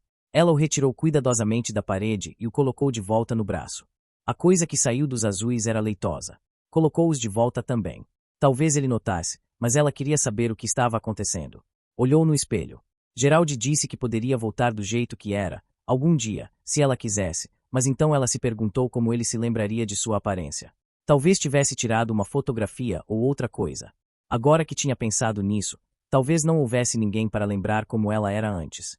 Ela pensou que o console de Steam de Michael era provavelmente a melhor aposta, mas ela não sabia seu endereço ou, mesmo, seu sobrenome. Isso deu a ela uma sensação engraçada, como se quem ela tinha sido houvesse ido até a esquina e nunca mais voltasse. Mas então fechou os olhos e sabia que era Mona, sempre havia sido, e que nada havia mudado muito, nada atrás de suas pálpebras. Lanete dizia que não importava como você se operava. Lanete disse a ela, uma vez, que não tinha sobrado nem 10% de seu próprio rosto, aquele com o qual havia nascido. Impossível adivinhar, exceto pelo preto ao redor das pálpebras, de modo que ela nunca precisava usar rímel. Mona pensou que talvez Lanete não tivesse sido muito bem trabalhada, e isso deve ter cruzado os olhos de Mona alguma vez, porque Lanete disse, você deveria ter me visto antes, querida. Mas agora lá estava ela, Mona, esticada na pequena cama em Baltimore, e tudo que ela conhecia de Baltimore era o som de uma sirene em algum lugar da rua e o barulho do compressor do ar-condicionado de Gerald. E, de algum modo, isso se transformou em sono. Ela não soube por quanto tempo, e então Prior estava lá, com a mão no braço dela, perguntando se estava com fome. Ela observou Prior fazendo a barba. Ele estava usando uma pia cirúrgica de inox, aparando a barba com um par de tesouras cromadas. Então pegou um barbeador plástico descartável numa caixa de Gerald. Era estranho assistir a seu rosto revelar-se. Não era o rosto que esperava, era mais jovem. Mas a boca era a mesma. Vamos ficar aqui muito tempo, Prior. Ele tirou a camisa para barbear-se. Tinha tatuagens de um lado ao outro dos ombros, descendo pela parte superior dos braços, dragões com cabeças de leão. Não se preocupe com isso, disse ele. Está chato. Nós vamos conseguir mais teens para você. Ele estava rapando debaixo do queixo. Como é Baltimore? Um saco. Como tudo. Então como é a Inglaterra? Um saco. Ele limpou o rosto com papel absorvente azul. Talvez nós pudéssemos sair, comer caranguejos. Gerald diz que tem caranguejos por aqui. Tem sim, respondeu ele. Vou trazer alguns. Que tal me levar para sair? Ele jogou o papel dentro de uma lata de lixo de metal. Não, você pode tentar fugir. Ela escorregou a mão entre a cama e a parede e encontrou o pedaço de espuma rasgada onde havia escondido a arma de choque. Tinha visto suas roupas numa sacola de plástico branca. Gerald entrava a cada 2 horas com novos dermas, que ela retirava tão logo ele saía. Achava que, se pudesse convencer Prior a levá-la para comer fora, poderia agir no restaurante. Mas ele não estava colaborando. Num restaurante, ela poderia chamar um policial, porque agora ela havia descoberto qual era o acordo. Snuff. Lanete havia lhe contado a respeito. Como havia homens que pagariam para ter garotas modeladas para se parecerem com outras pessoas, depois, as matavam. Tinham que ser ricos, muito ricos. Não Prior, mas alguém para quem ele trabalhava. Lanete disse que esses caras pagavam para modelar as garotas como suas esposas, às vezes. Mona não tinha acreditado naquilo, na época. Às vezes Lanete lhe contava coisas apavorantes porque era engraçado ficar com medo quando você sabia que estava perfeitamente segura. De qualquer maneira, Lanete tinha várias histórias sobre perversões bizarras. Ela disse que os figurões eram os mais bizarros de todos, os engravatados poderosos nos altos escalões das grandes empresas, porque não podiam nunca perder o controle no trabalho. Mas quando não estavam trabalhando, dizia Lanete, podiam pagar para perder o controle de qualquer jeito que quisessem. Então, por que não haveria um figurão em algum lugar querendo o Ange daquela forma? Bem, havia muitas garotas que já fizeram plástica para se parecerem com ela, mas eram patéticas. Imitadoras baratas, e ela nunca havia visto uma que realmente se parecesse com Ange ou, pelo menos, não o suficiente para enganar alguém que se importasse. Contudo, talvez houvesse alguém disposto a pagar por tudo aquilo apenas para ter uma garota que realmente se parecesse com Ange. De qualquer maneira, se não era Snuff, o que era? Então, agora Prior estava abotoando sua camisa azul. Ele veio até a cama e tirou os lençóis para conferir os seios dela. Como se estivesse olhando para um carro ou algo parecido. Ela puxou o lençol de volta. Vou pegar alguns caranguejos. O colocou a jaqueta e saiu. Ela ouviu quando disse alguma coisa para Gerald. Gerald voltou-se para ela. Como você está, Mona? Ou com fome? Se sente relaxada? Sim. Quando ficou sozinha novamente, ela se virou e estudou seu rosto, o rosto de Ange, na parede espelhada. Os hematomas já tinham praticamente desaparecido. Gerald havia colado trodos em miniatura em seu rosto. Estavam conectados a uma máquina. Disse que iriam acelerar a cicatrização. O rosto de Ange no espelho não a assustava mais. Os dentes estavam lindos, os dentes ela gostaria de manter. Quanto ao resto, ainda não estava muito certa. Talvez ela devesse apenas levantar-se agora, colocar as roupas, caminhar para a porta. Se Gerald tentasse impedi-la, poderia usar a arma de choque. Então se lembrou de como o Prior a encontrara na casa de Michael, como se alguém a observasse durante a noite inteira, seguindo-a. Talvez alguém estivesse vigiando lá fora. O consultório de Gerald parecia não ter janela alguma, não as verdadeiras, portanto teria que sair pela porta. E estava começando a sentir falta do Viz, mas, mesmo que tivesse um pouco, Gerald perceberia. Ela sabia que seu kit estava lá, na bolsa debaixo da cama. Talvez se ela pegasse um pouco, pensou, apenas um pouquinho. Mas talvez não fosse uma boa ideia. Ela tinha que admitir que as coisas que fazia sob o efeito do Viz nem sempre davam certo, mesmo se desse a impressão de que você jamais cometeria um erro. De qualquer maneira, estava com fome, e pena que Gerald não tivesse alguma música ou algo assim, então talvez ela devesse esperar pelos caranguejos. Capítulo 24. Num lugar solitário. E Gentry estava lá, de pé, com a forma ardendo atrás dos olhos, segurando a rede de trodos sob a luz forte das lâmpadas, dizendo para Slick porque tinha que ser daquele jeito. Porque Slick tinha que colocar os trodos e se conectar direto naquilo que a figura imóvel na maca estava recebendo da placa cinza. Ele sacudiu a cabeça, lembrando-se de como chegará a Dog Solitude. E Gentry começou a falar mais rápido, achando que o gesto era uma recusa. Gentry estava dizendo que Slick tinha que entrar, talvez por apenas alguns segundos, enquanto ele determinava a natureza dos dados e criava uma macroforma. Slick não saberia como fazer aquilo, disse Gentry. Do contrário, ele mesmo iria. Mas não eram os dados o que queria, apenas a forma geral, porque ele achava que isso o levaria à grande forma, aquela coisa que tinha perseguido por tanto tempo. Slick lembrou-se de estar atravessando Solitude a pé. Estava com medo de que o Corsaco voltasse, de que se esquecesse de onde estava e bebesse água cancerígena em uma das poças vermelhas enlameadas na superfície enferrujada. Espuma vermelha e pássaros mortos flutuavam com suas asas abertas. O caminhoneiro do Tennessee havia-lhe dito para caminhar a oeste a partir da rodovia. Dentro de uma hora ele chegaria a uma pista dupla asfaltada e conseguiria uma carona para Cleveland. Mas pareceu muito mais do que uma hora e ele não estava certo de que lado ficava o oeste e aquele lugar o assustava. Aquela cicatriz de depósito de lixo, plana como se tivesse sido pisoteada por um gigante. Uma vez viu alguém ao longe, sobre uma leve inclinação, e acenou. A figura desapareceu, mas ele caminhou naquela direção, sem desviar as poças, avançando sobre elas, até que chegou à elevação e viu que era apenas a carcaça de um avião sem asas, meio soterrada sob latas enferrujadas. Avançou por essa inclinação ao longo de um caminho onde pés haviam amassado as latas, até chegar a uma abertura quadrada que havia sido uma saída de emergência. Enfiou a cabeça para dentro e viu centenas de pequenas cabeças suspensas no teto côncavo. Congelou, ofuscado pela escuridão repentina, até que o que estava vendo começou a fazer algum sentido. As cabeças de plástico rosa de bonecas, seu cabelo de nylon amarrado em nós e os nós presos num grosso piche preto, balançando como frutas. Nada mais, apenas alguns pedaços destroçados de espuma verde suja, e ele soube que não queria ficar lá para descobrir de quem era aquele lugar. Depois foi para o sul, sem saber, e encontrou a fábrica. Eu nunca terei outra chance, disse Gentry. Slick encarou o rosto tenso, os olhos arregalados em desespero. Nunca irei vê-la. E Slick lembrou-se de quando Gentry bateu nele, como tinha olhado para baixo, para a chave inglesa e sentiu. Bem, Cherry não estava certa sobre eles, mas havia algo mais ali, algo que ele não sabia como chamar. Pegou a rede de trodos com sua mão esquerda e deu um empurrão forte no peito de Gentry com a mão direita. Cala a boca. Cala essa boca. Gentry caiu de costas contra a beirada da mesa de aço. Slick o xingou baixinho, enquanto ele arrumava a delicada rede de dermatrodos de contato ao longo de sua testa e sua têmpora. Conectou-se. Suas botas pisaram em cascalho.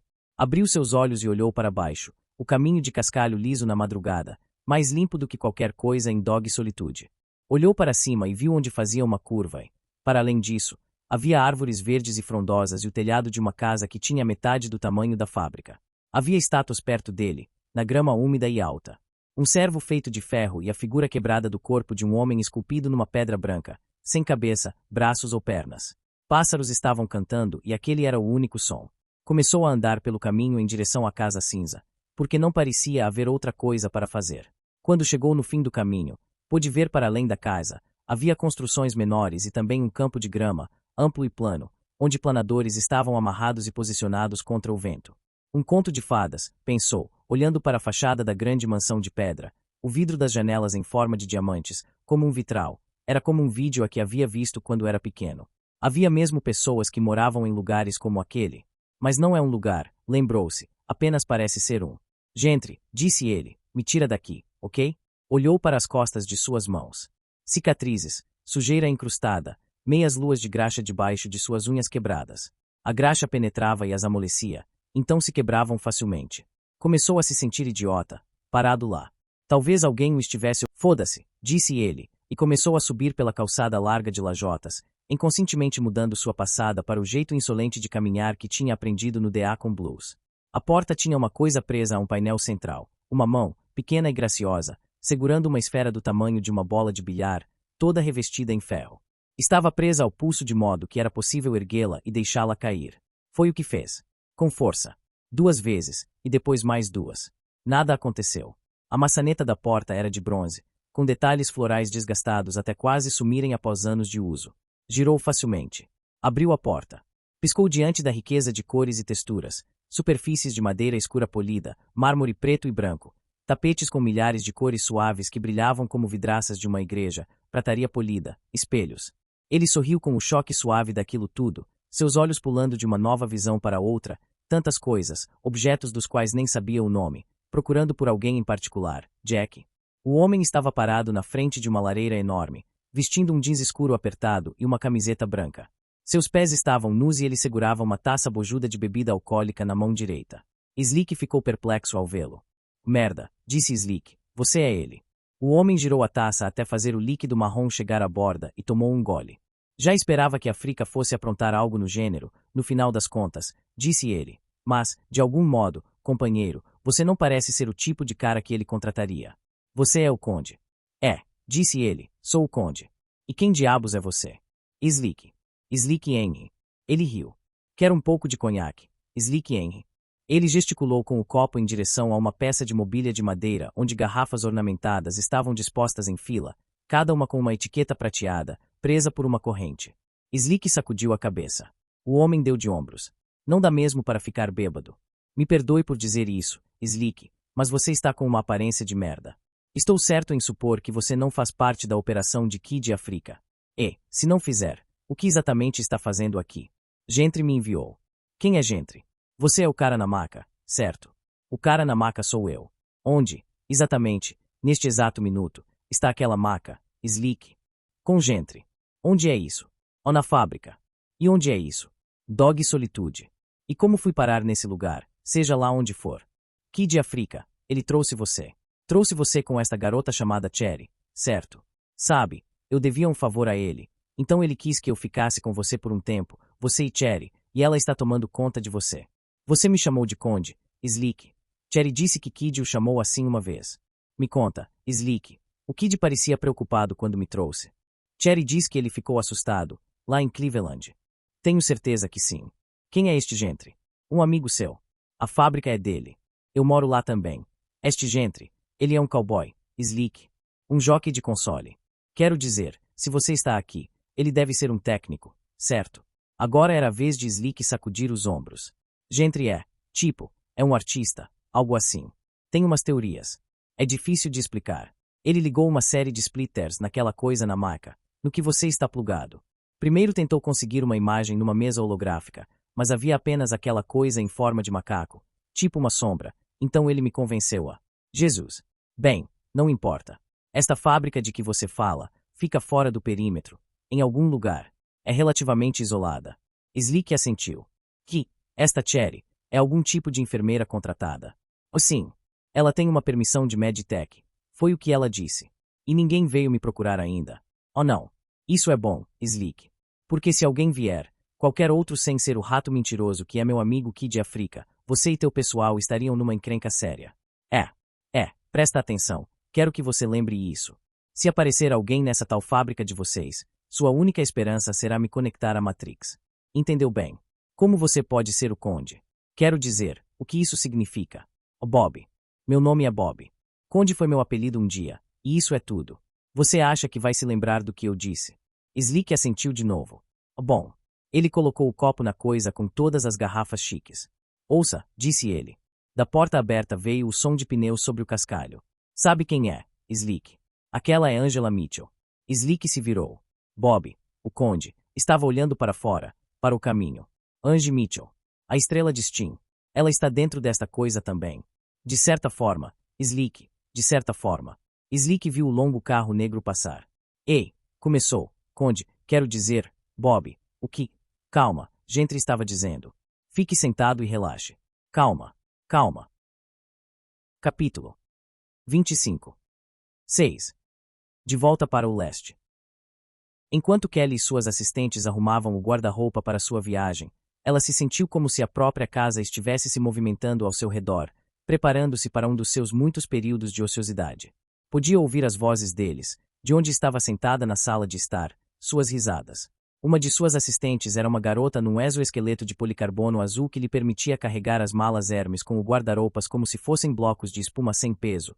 O traje esquelético e sussurrante descia suavemente a escada, com passos acolchoados por seus rudes pés de dinossauro. Esqueleto azul, caixões de couro. Agora Porfírio estava parado à porta. Fofa, está pronta. Ele vestia um casaco longo e largo recortado em um finíssimo couro preto. Esporas com imitações de diamantes brilhavam acima dos saltos de suas botas pretas. Porfírio, disse ela, você está à paisana. Nós temos uma entrada triunfal a fazer, em Nova York. As câmeras são para você. Sim, respondeu ela, para minha reinserção. O Porfírio ficará bem na retaguarda. Até onde me lembro, você nunca quis roubar a cena. Ele sorriu, expondo seus dentes esculpidos, de contornos eficientes, uma fantasia de um dentista de vanguarda sobre como os dentes poderiam serem espécies mais rápidas e elegantes. Danielle Stark vai voar conosco. Ela ouviu o som de um helicóptero se aproximando.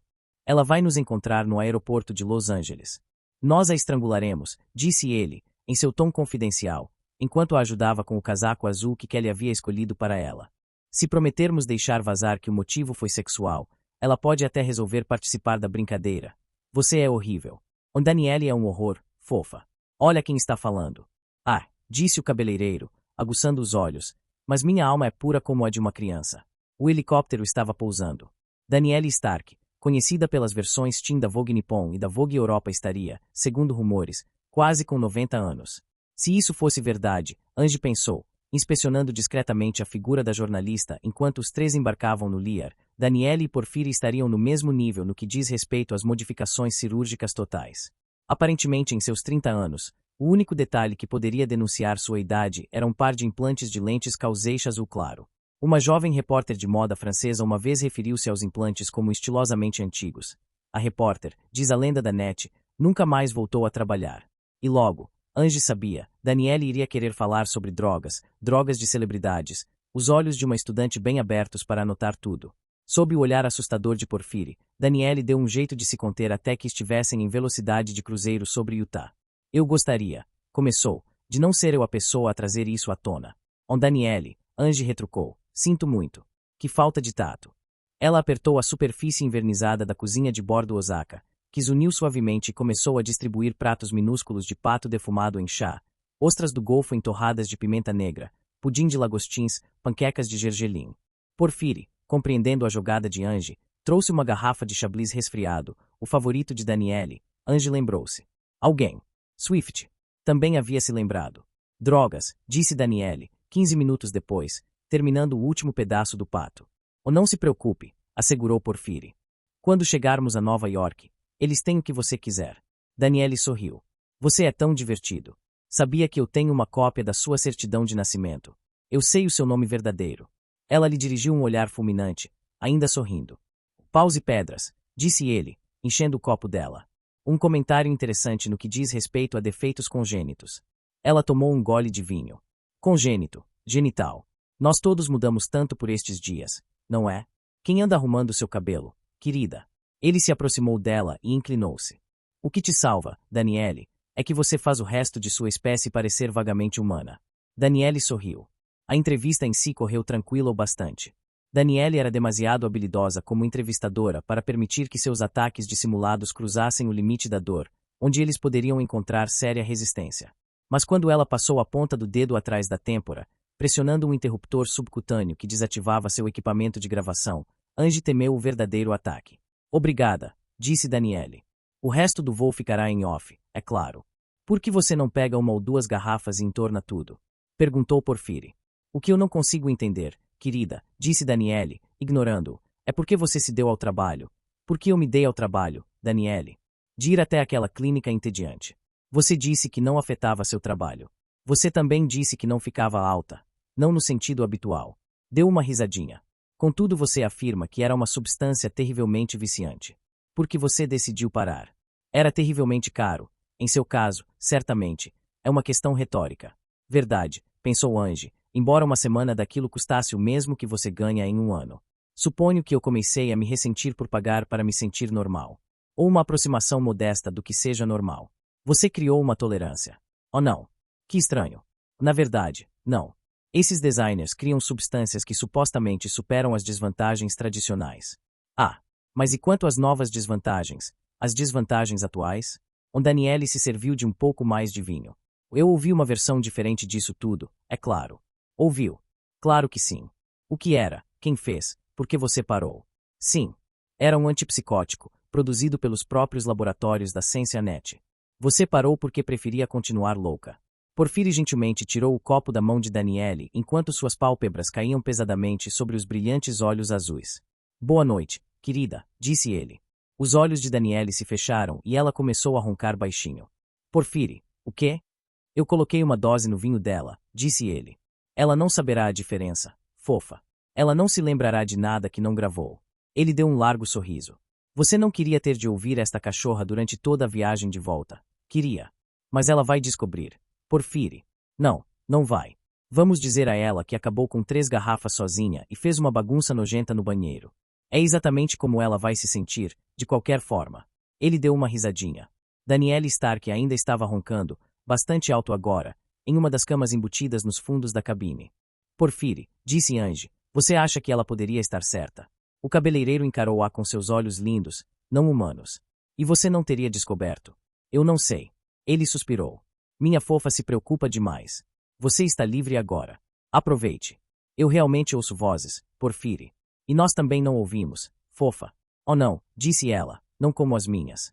Você sabe alguma coisa sobre religiões africanas, Porfiri? Ele deu um sorriso forçado. Eu não sou africano. Mas quando você era criança? Quando eu era criança, disse Porfiri, eu era branco. Oh, ele riu. Religiões, fofa. Antes de eu chegar a Net, eu tinha amigos. Em Nova Jersey. Eles eram negros e religiosos. Ele deu um sorriso falso e revirou os olhos. Símbolos de voodoo, fofa. Ossos de galinha e óleo de menta. Você sabe que não é assim. E se eu souber? Não brinque comigo, Porfiri. Eu preciso de você. Fofa, você me tem. E sim, eu sei o que você quer dizer. E essas são as suas vozes. Elas eram. Depois que comecei a usar o pó, elas se foram. E agora? Sumiram. Mas o impulso fazia parte do passado agora, e ela se conteve para não lhe contar sobre Grande Brigitte e a droga no casaco. Bom, disse ele. Isso é bom, fofa. O Lear começou sua descida sobre Ohio. Porfiri estava encarando a divisória da cabine, imóvel como uma estátua. Angie olhou para o país de nuvens abaixo, enquanto crescia na direção deles, lembrando o jogo com que se distraía nos aviões quando pequena, enviando uma anja imaginária para fora dos canyons cheios de nuvens e sobre os picos fofos que se tornavam magicamente sólidos. Aqueles aviões eram da Maus Neotech, ela supôs. Dos jatos corporativos da Maus ela havia ido para os Lears da NET. Ela conhecia linhas aéreas comerciais somente das locações dos seus teams, de Nova York para Paris no voo inaugural do Concorde restaurado da JAL, com Robin e um grupo exclusivo de pessoas da NET. Aterrissando. Eles já estavam sobre Nova Jersey. As crianças que brincavam nos playgrounds dos tetos da arcologia de Beauvoir ouviam o motor do Lear. Por acaso o som de sua passagem iria varrer gentilmente os condomínios da infância de Bob. Quão impensavelmente intrincado era o mundo, em seu emaranhado de mecanismos, quando o desejo corporativo da Cincinnati sacudia pequenos ossos nos ouvidos de crianças desconhecidas e desconhecedoras. Porfiri sabe de algumas coisas, disse ele, muito suavemente. Mas Porfiri precisa de tempo para pensar, fofa. O avião fez uma curva para a aproximação final. Capítulo 26. Kurumako. E Sally permaneceu em silêncio, na rua e no táxi, durante todo o longo caminho gelado de volta para o hotel. Sally e Sam estavam sendo chantageados por uma inimiga de Sally lá em cima, no poço. Sally estava sendo forçada a sequestrar Angie Mitchell. O pensamento de que alguém fizesse isso com a estrela da Cincinnati parecia singularmente real para comigo, como se alguém estivesse planejando o assassinato de um ser mítico. O finlandês tinha dado a entender que a própria Angie estava envolvida, de algum modo misterioso, mas ele tinha usado palavras e expressões que comigo não havia entendido. Alguma coisa no ciberespaço, pessoas formando pactos com uma ou mais coisas por lá. O Finn tinha conhecido um rapaz que foi amante de Angie, mas o amante dela não era Robin Lanier. A mãe de Kumiko tinha permitido que ela rodasse vários teams de Angie e Robin. Este outro rapaz tinha sido um cowboy, um ladrão de dados, como Chick em Londres. E quanto à inimiga, a chantagista, ela estava louca, disse Finn, e sua loucura havia trazido o declínio da fortuna de sua família. Ela vivia sozinha, em sua casa ancestral, a casa chamada Strailite. O que Sally tinha feito para merecer sua inimizade? Ela tinha realmente matado o pai dessa mulher. E quem eram os outros? Os outros que estavam mortos. Já tinha escutado seus nomes Gaijin. E Sally tinha conseguido descobrir o que queria saber, na visita ao fim. Kumiko tinha esperado, no final, que houvesse algum pronunciamento do santuário blindado, mas a troca não tinha levado a nada, a não ser a um ritual Gaijin de despedidas brincalhonas. No vestíbulo do hotel, Petal estava esperando numa poltrona de veludo azul. Vestido para a viagem, seu corpo envolto num terno de lã cinza, levantou-se da poltrona como se fosse um estranho balão quando elas entraram, o olhar suave, como sempre, atrás dos óculos de armação de aço. Olá, disse ele, e tossiu. Sai mandou que eu viesse atrás de vocês. Só para cuidar da garota, entende? Leve-a de volta, disse Sally. Agora. Hoje à noite. Sally. Não.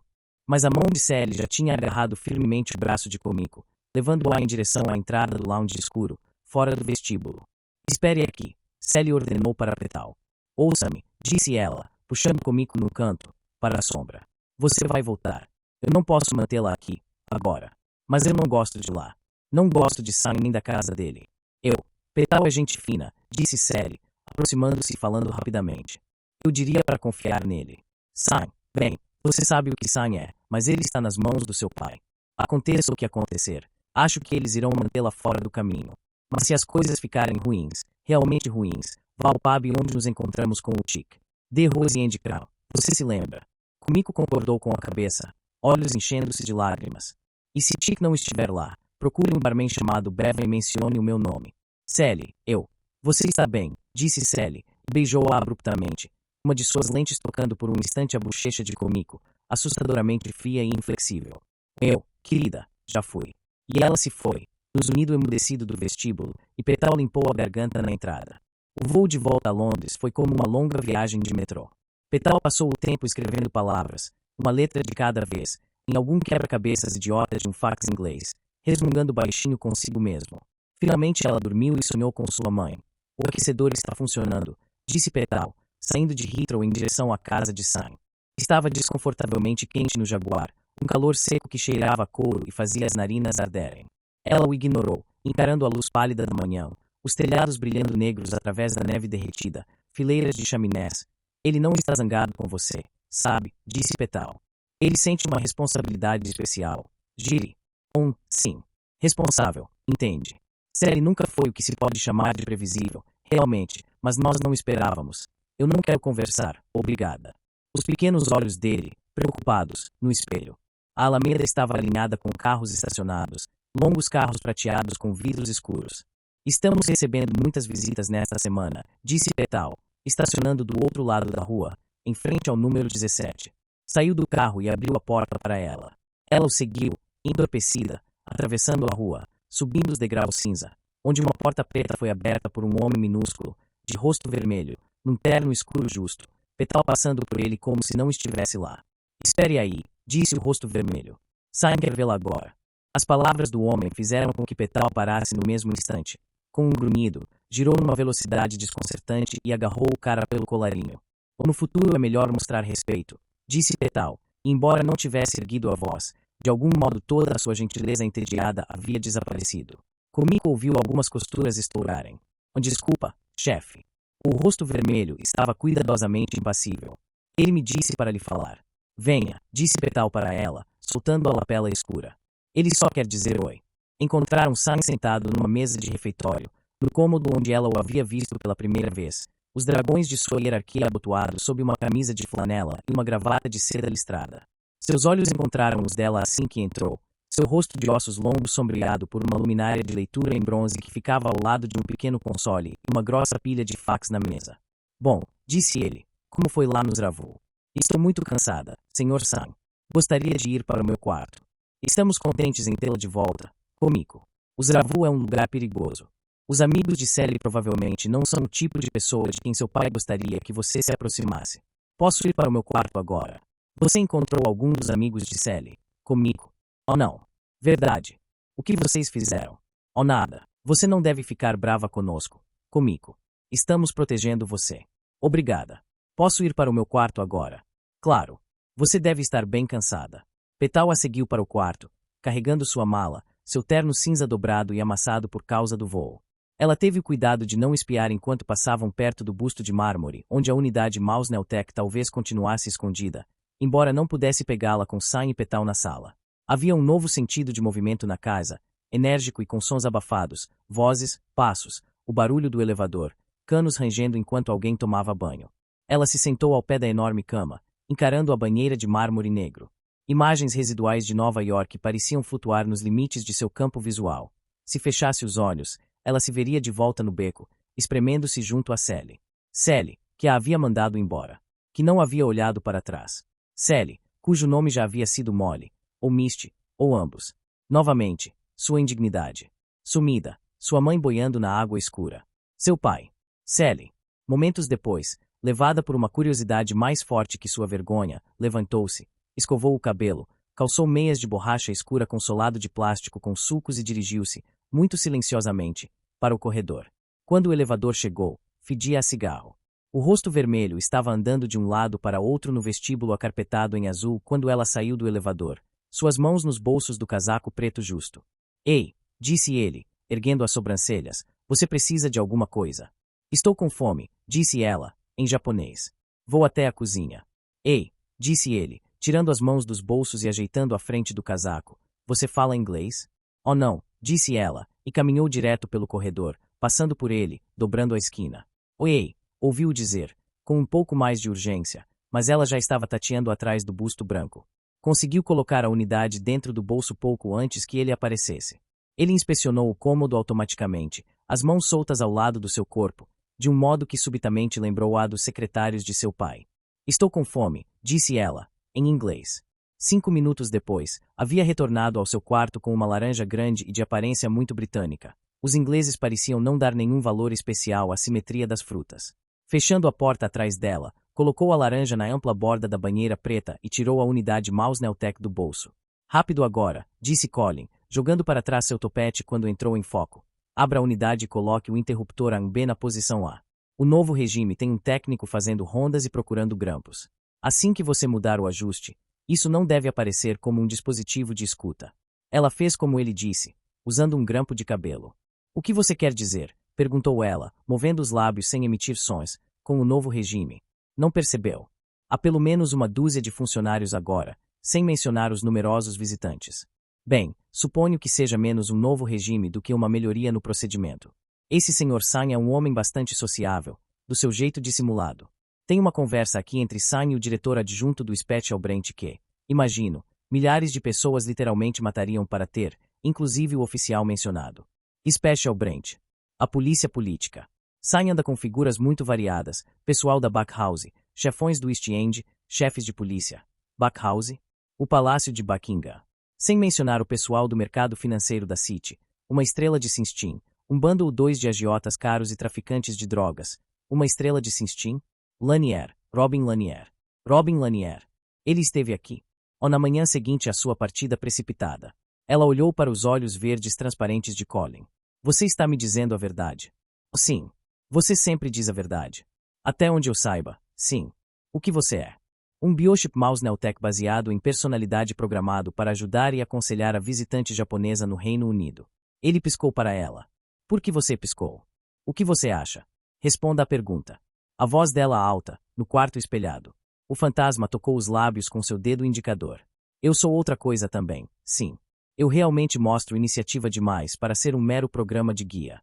Embora o modelo no qual sou baseado seja o mais avançado da linha, extremamente sofisticado. Não posso lhe dizer exatamente o que sou, contudo, porque não sei. Você não sabe. Ou novamente, sem emitir os sons, cuidadosamente. Conheço uma enormidade de coisas, disse ele, e foi para uma das claraboias. Eu sei que uma mesa de servir no Middle Temple Hall é feita de madeira proveniente do Golden Inn, que é preciso subir 128 degraus para chegar à passarela da Ponte de Londres, que em Wood Street, à direita de Sheepshead, há uma árvore que dizem ter sido aquela na qual cantava o tordo de Wordsworth. Virou-se subitamente para encará-la. Não é verdade, contudo, porque a árvore atual foi clonada da original em 1998. Eu sei tudo isso, veja você, e mais, muito mais. Poderia, por exemplo, ensinar-lhe os princípios da sinuca. É isso o que eu sou, ou pelo menos o que era para eu ser, originalmente. Porém sou algo mais, e muito provavelmente isso tem a ver com você. Eu não sei o que. Realmente não sei. Você foi um presente do meu pai. Você se comunica com ele.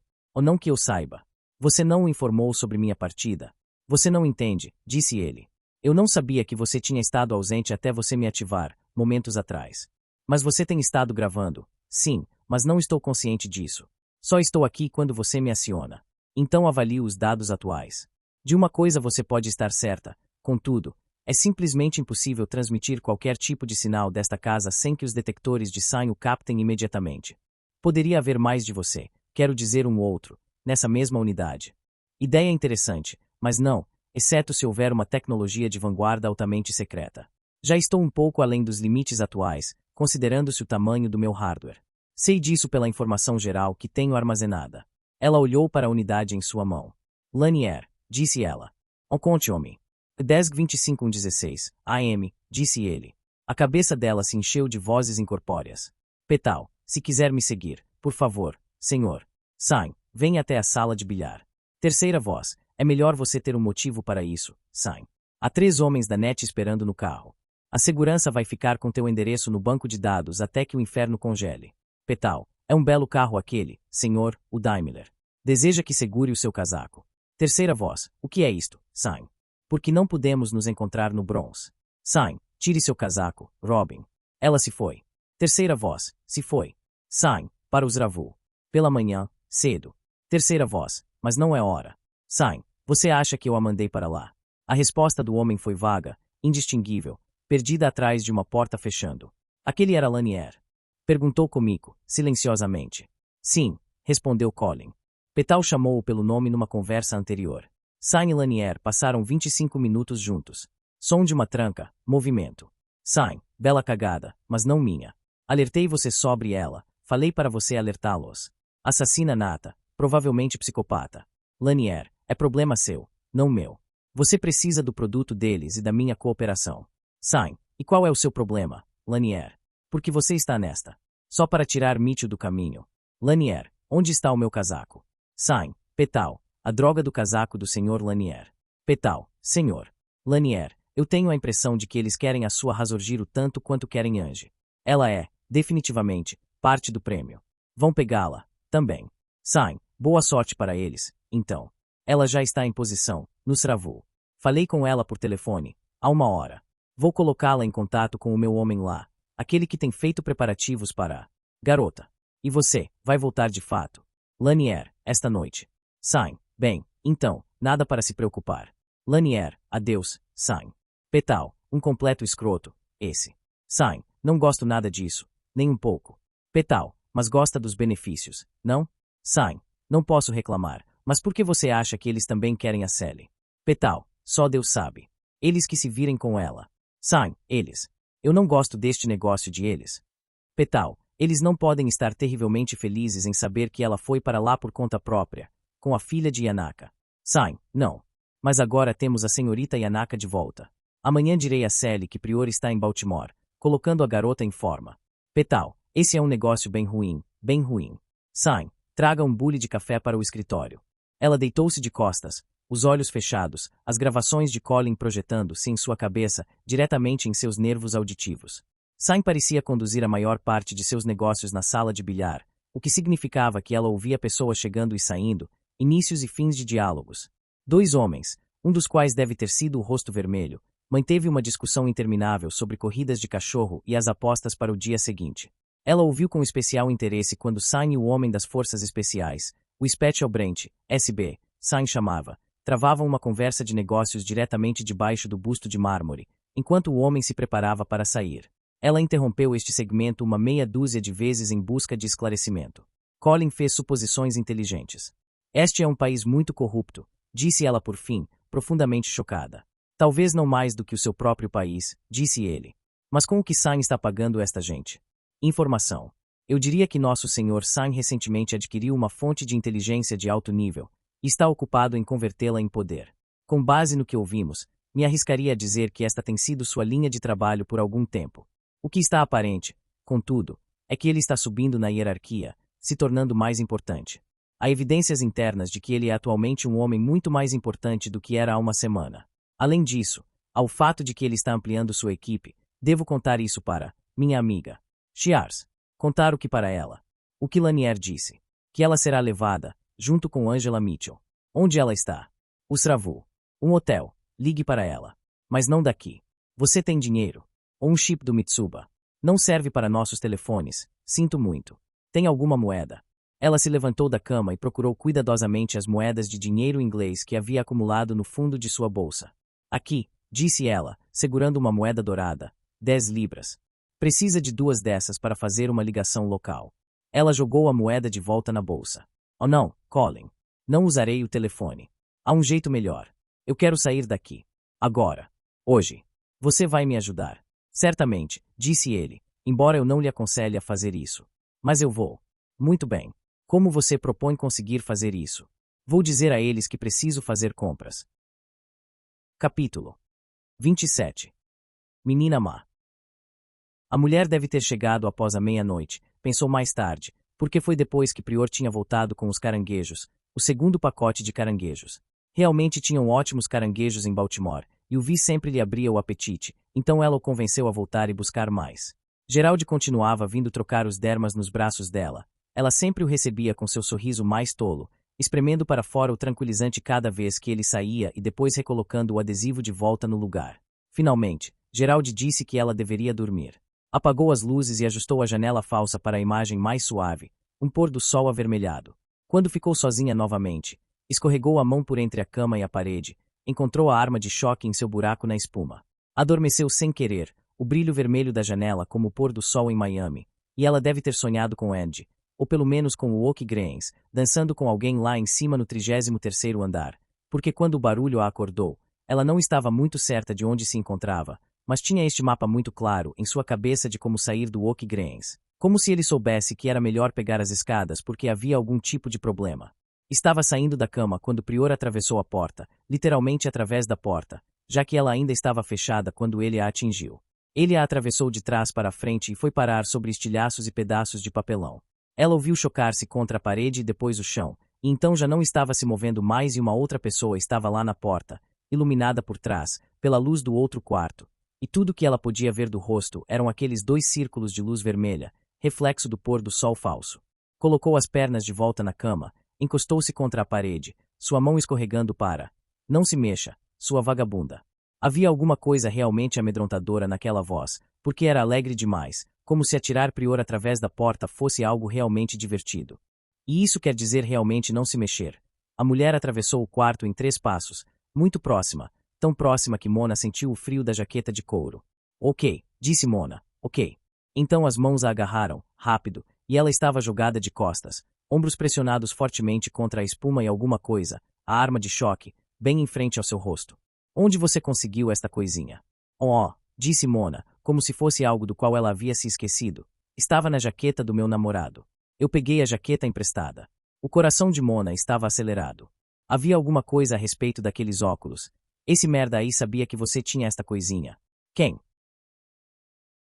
Prior, disse a mulher, e largou-a, virando-se. Estava chutando Prior, várias vezes, com força. Oh não, disse ela, parando tão abruptamente quanto começou. Acho que Prior não sabia. Geraldo estava na porta, como se nada houvesse acontecido, exceto por seu olhar triste para a parte da porta que havia sobrado no caixilho, correndo seu polegar sobre uma ponta de laminado lascado. O café, mole. 2 cafés, Geraldo, disse a mulher, examinando a arma de choque. O meu, forte. Mona bebeu seu café e estudou as roupas e o cabelo da mulher enquanto esperavam Prior acordar. Pelo menos era o que pareciam estar fazendo. Geraldo tinha saído novamente. Ela não era nada parecida com qualquer pessoa que Mona já tivesse visto antes. Mona não era capaz de encaixá-la em seu mapa de estilos, só sabia que ela tinha dinheiro. O cabelo era europeu. Mona já havia visto um igual àquele numa revista. Tinha certeza de que não era o estilo da moda em lugar algum, mas ficava legal com as lentes, que eram inseridas, implantadas direto na pele. Tinha visto um taxista em Cleveland com um daqueles. E ela vestia uma jaqueta curta, marrom escura, muito simples para o gosto de Mona, mas obviamente nova, com uma grande lapela de pele de carneiro, agora aberta mostrando uma coisa verde bizarra colada aos seus seios e ao estômago, como uma armadura. Era o que Mona pensava que fosse, e jeans cortados em algum tipo de camurça cinza esverdeada, grossa e macia. E Mona pensou que os jeans eram a coisa mais bacana no visual dela, que poderia comprar um par daqueles para si mesma, exceto que as botas. Estragavam tudo, botas pretas de cano alto, do tipo que os motoqueiros usavam, com solados amarelos de borracha, grossos, e grandes tiras ao redor do peito do pé, fivelas cromadas de cima a baixo, o bico horrivelmente esquisito. E onde é que ela havia conseguido aquela cor de unha, aquele borgonha? Mona achava que nem fabricavam mais aquele troço. Está olhando o quê? Ah, suas botas. E daí? Elas não combinam com suas calças. Usei porque queria chutar Prior e ferrar com ele. Prior gemeu no chão, como se fosse vomitar. Isso fez Mona sentir-se enjoada, então disse que ia ao banheiro. Oh, nem pense em fugir. A mulher parecia estar vigiando Prior, sobre o branco de sua xícara de porcelana, mas com aqueles óculos, era difícil ter certeza. De algum modo, ela se viu no banheiro com a bolsa em seu colo. Apressou-se para ajustar a dose, não esmagou bem o suficiente, então a droga ardeu no fundo da garganta, mas como Lanete costumava dizer, nem sempre se tem tempo para os detalhes. De qualquer maneira, não estava tudo muito melhor agora. Havia um pequeno chuveiro no banheiro de Geraldo, mas parecia que não era usado há muito tempo. Ela deu uma olhada mais de perto e viu mofo cinza se formando ao redor do ralo, e manchas que pareciam sangue seco. Quando voltou, a mulher estava arrastando Prior para um dos outros quartos, puxando-o pelos pés. Ele estava de meias, sem sapatos, Mona percebeu agora, como se tivesse colocado os pés para cima para dormir. Sua camisa azul estava manchada de sangue e seu rosto, todo cheio de hematomas. O que Mona sentiu, quando a dose começou a fazer efeito, foi uma curiosidade inocente e brilhante. O que você está fazendo? Acho que vou ter que acordá-lo, disse a mulher, como se ela estivesse no metrô, falando sobre um outro passageiro que estava para perder sua parada. Mona seguiu-a para dentro da sala onde Geraldo fazia seu trabalho, tudo limpo e branco como um hospital. Observou enquanto a mulher colocava Prior em pé numa espécie de cadeira de barbearia, com pedais e botões e coisas. Ela não parece ser extremamente forte, pensou Mona. É mais o jeito como ela sabe jogar com o peso. A cabeça de Prior caiu de lado enquanto a mulher apertava um cinto preto ao redor de seu peito. Mona estava começando a sentir pena dele, mas então se lembrou de Ed. O que é isto? A mulher estava enchendo um frasco de plástico branco com água de uma torneira cromada. Mona queria contar, sentindo seu coração em disparada por causa do vis. Ele matou Ed, continuava tentando dizer, mas não saía. Então deve ter conseguido, porque a mulher respondeu, é o tipo de coisa que ele faz, se você deixar. Ela jogou a água sobre Prior, em seu rosto e sobre a camisa. Seus olhos se abriram e o olho esquerdo estava todo vermelho. A forquilha de metal da arma de choque disparou fagulhas brancas quando a mulher a pressionou contra a camisa azul molhada. Prior gritou. Geraldo teve que ficar de 4 para tirá-la debaixo da cama. Ele tinha mãos frias, muito gentis. Ela não conseguia se lembrar de como tinha ido parar lá embaixo, mas agora tudo estava quieto. Gerald vestia um casaco cinza e óculos escuros. Você vai com a Molly agora, Mona, disse ele. Ela começou a tremer. Acho melhor eu te dar alguma coisa para os nervos. Ela se atirou para trás, longe das mãos dele. Não. Não encosta em mim. Deixa, Gerald, disse a mulher na porta. É hora de você ir agora. Eu não acho que você saiba o que está fazendo, disse ele, mas boa sorte. Obrigada. Acha que vai sentir falta daqui? Oh não. Estava querendo me aposentar logo, de qualquer maneira. Ou eu também, disse a mulher, e Gerald saiu, sem sequer acenar em despedida para Mona. Tem alguma roupa? A mulher perguntou para Mona. Vista-se. Estamos indo, também. Vestindo-se, Mona descobriu que não conseguia abotoar o vestido sobre seus novos peitos. Ela o deixou aberto, colocando a jaqueta de Michael por cima e subindo o zíper até o queixo. Capítulo 28. Companhia. De vez em quando tudo o que queria era ficar lá, olhando o juiz, ou agachar-se no concreto ao lado da bruxa. Fazer isso evitava os lapsos de memória. Não as fugas, os flabaques reais, mas esta estúpida sensação desfocada que tinha, como se a fita de memória ficasse saindo do lugar em sua cabeça, perdendo os pormenores de experiência. Então era o que estava fazendo naquele momento, e estava funcionando, e finalmente percebeu que Cherry estava lá, ao seu lado. Gentry estava em pé no loft com a forma que havia capturado, o que ele chamava nodo de macroforma, e ele mal tinha escutado o que Slick havia tentado lhe dizer sobre a casa e todo aquele lugar e Bob, o conde. Então Slick havia descido para agachar-se ao lado de um investigador no frio e no escuro, repassando todas as coisas que havia feito com tantas ferramentas diferentes, e onde havia conseguido cada peça, e então Cherry estendeu sua mão fria e tocou-o na bochecha. Você está bem? Perguntou. Eu achei que estivesse tendo outro episódio. Não. É que tenho que descer aqui, às vezes. Ele te plugou na caixa do conde, não foi? O Bob, disse Slick. É como ele se chama. Eu o vi. Onde? Lá dentro. É todo um mundo. Há esta casa, como um castelo ou algo assim, e ele está lá. Sozinho. Ele disse que Angie Mitchell está lá também. Talvez ele esteja louco. Ela está mesmo lá. Eu não a vi. Mas vi um carro, supostamente dela. Ela está em um centro de desintoxicação na Jamaica. Ele sacudiu os ombros. Não sei como ele é. Ele parece mais jovem. Qualquer um pareceria mal com todos esses tubos e outras porcarias. Ele achou que Kid Africa largou-o aqui porque ficou com medo. Disse que se qualquer um vier procurar por ele, é para plugá-lo na Matrix. Por quê? Não sei. Você deveria ter perguntado. Ele sacudiu os ombros novamente. Viu o Bard por aí? Oh não. Já deveria ter voltado. Ficou em pé. Little Bard voltou ao anoitecer, na moto de Gentry, as asas escuras de seu cabelo úmidas pela neve ondulando atrás dele enquanto acelerava pela solitude. Slick franziu o rosto. Little Bard estava na marcha errada. Little Bard subiu sobre uma pilha de barris de óleo compactados e freou quando deveria ter acelerado. Cherry prendeu a respiração enquanto Bard e a moto se separaram em pleno ar. A moto parecia ter ficado suspensa ali, por um segundo, antes de dar um salto mortal e cair sobre o entulho de folhas de metal que tinha sido um dos anexos da fábrica, e Little Bard estava rolando várias vezes no chão. Slick não chegou a ouvir o impacto. Estava em pé ao lado de Cherry, na cobertura de uma rampa de carga sem porta. Em seguida estava correndo através da ferrugem coberta de neve, em direção ao motoqueiro caído, sem transição. Little Bard estava deitado de costas, com sangue nos lábios, sua boca parcialmente escondida pelo amontoado de ossos de diversos animais e antigos cartuchos de munição de latão que usava em volta do pescoço. Não encoste nele, disse Cherry. Pode ter quebrado uma costela, ou pode ter se arrebentado por dentro. Os olhos de Little Bard se abriram ao som da voz dela. Ele cerrou os lábios e cuspiu sangue e parte de um dente. Não se mexa, disse Cherry, ajoelhando-se ao lado dele e falando com a dicção ríspida que havia aprendido na escola de Techmans. Você pode estar ferido. Foda-se, garota. Ele deu um jeito de erguer-se com a ajuda de Slick.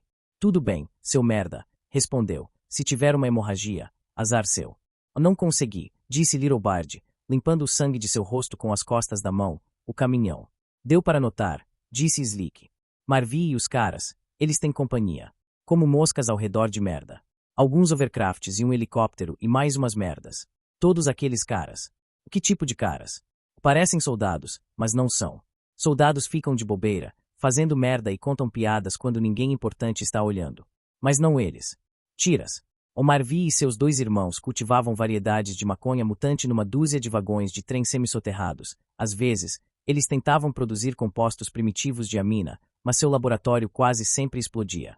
Eles eram a coisa mais próxima da noção de vizinhos permanentes que a fábrica tinha. Viviam a 6 quilômetros dali. Tiras. O Little Bard cuspiu outro pedaço de dente e vasculhou cuidadosamente sua boca com um dedo ensanguentado. Os caras não estão fazendo nada contra a lei. De qualquer maneira, os tiras não têm grana para aquelas coisas, overcrafts novos, um Honda novo. Ele deu um meio sorriso sob uma película de sangue e saliva. Fiquei de tocaia em solitude e dei uma boa olhada neles. Ninguém com quem eu gostaria de conversar, nem você. Acho que detonei mesmo a moto do Gentry, hein? Não se preocupe com isso, disse Slick. Acho que a mente dele está ocupada com outra coisa. Que bom, caminhou, mancando, em direção à fábrica, quase caiu, se recompôs, continuou. Ele está completamente drogado, disse Cherry. Ei, Bard, chamou Slick. O que aconteceu com o pacote de bagulho que te dei para entregar a Marvie? Bard oscilou, virou-se. Perdi. Então desapareceu, atrás de uma pilha de zinco. Talvez ele esteja inventando tudo, disse Cherry. Sobre aqueles caras. Ou vendo coisas. Duvido, disse Slick, empurrando-a para uma sombra ao notar que um Honda preto, com as luzes apagadas, descia em direção à fábrica, saído do crepúsculo do inverno. Ele ouviu o Honda fazer sua quinta passagem pela fábrica enquanto subia pelas escadas que rangiam, o telhado de metal chacoalhando com a passagem do helicóptero. Bem, pensou ele, pelo menos isso faria Gentry notar que temos visitantes. Ele caminhou pela passarela em 10 passos longos e lentos. Estava começando a se perguntar se conseguiriam passar de volta com o conde e sua maca para os fundos, sem ter que prender uma viga extra nas alças. Entrou no loft iluminado sem bater. Gentry estava sentado na mesa de trabalho, sua cabeça virada para o lado, encarando a clarabóia de plástico. A bancada estava cheia de pedaços de hardware e pequenas ferramentas. Helicóptero, disse Slick, ofegante por causa da subida. Helicóptero, concordou Gentry, sacudindo a cabeça pensativamente, seu cabelo desgrenhado se agitando. Eles parecem estar procurando alguma coisa. Acho que acabaram de encontrá-la. Podia ser a autoridade de fissão. Bard disse que viu gente lá no Marvie. Viu este helicóptero por lá também. Você não estava prestando muita atenção quando tentei lhe contar o que ele disse. Bard. Gentry olhou para baixo, para as pequenas coisas brilhantes na mesa de trabalho. Pegou 2 conectores e juntou-os. O conde. Ele me disse, o Bob Newmark, disse Gentry. Sim. Sei muito mais sobre Bob Newmark, agora. Cherry entrou atrás de Slick. Você tem que fazer alguma coisa sobre aquela ponte, disse, dirigindo-se imediatamente para a maca. Ela sacode muito. Debruçou-se para checar as leituras do conde. Venha até aqui, Slick, disse Gentry, levantando-se. Caminhou até a mesa holográfica. Slick o seguiu, olhando para a imagem que brilhava lá. Lembrou-se dos tapetes que havia visto na Casa Cinza, padronagens como aquela, só que agora eram tecidos de neon muito fino, entrelaçados em algum tipo de nó infinito. Sua cabeça doía só de olhar para o centro do nó. Desviou o olhar. É isso? Perguntou para Gentry. O que você sempre esteve procurando? Oh não. Eu lhe disse. Isso é apenas uma nodo, uma macroforma. Um modelo. Ele tem esta casa lá, como um castelo, e grama e árvores e céu. Ele tem muito mais do que isso. Tem um universo a mais do que isso. Aquilo é apenas um construto criado a partir de um steam comercial. O que ele tem é um resumo da soma total de dados que constituem o ciberespaço. Ainda assim, é o mais próximo que já cheguei até hoje. Ele não lhe disse por que está lá. Não perguntei. Então, você vai ter que voltar. Ei, Gentry. Ouça. Aquele helicóptero vai voltar. Vai voltar com 2 overs cheios de caras que Bard disse parecerem soldados. Eles não estão atrás de nós, cara. Estão atrás dele. Talvez seja o pessoal dele. Talvez estejam atrás de nós. Oh não. Ele me disse, cara.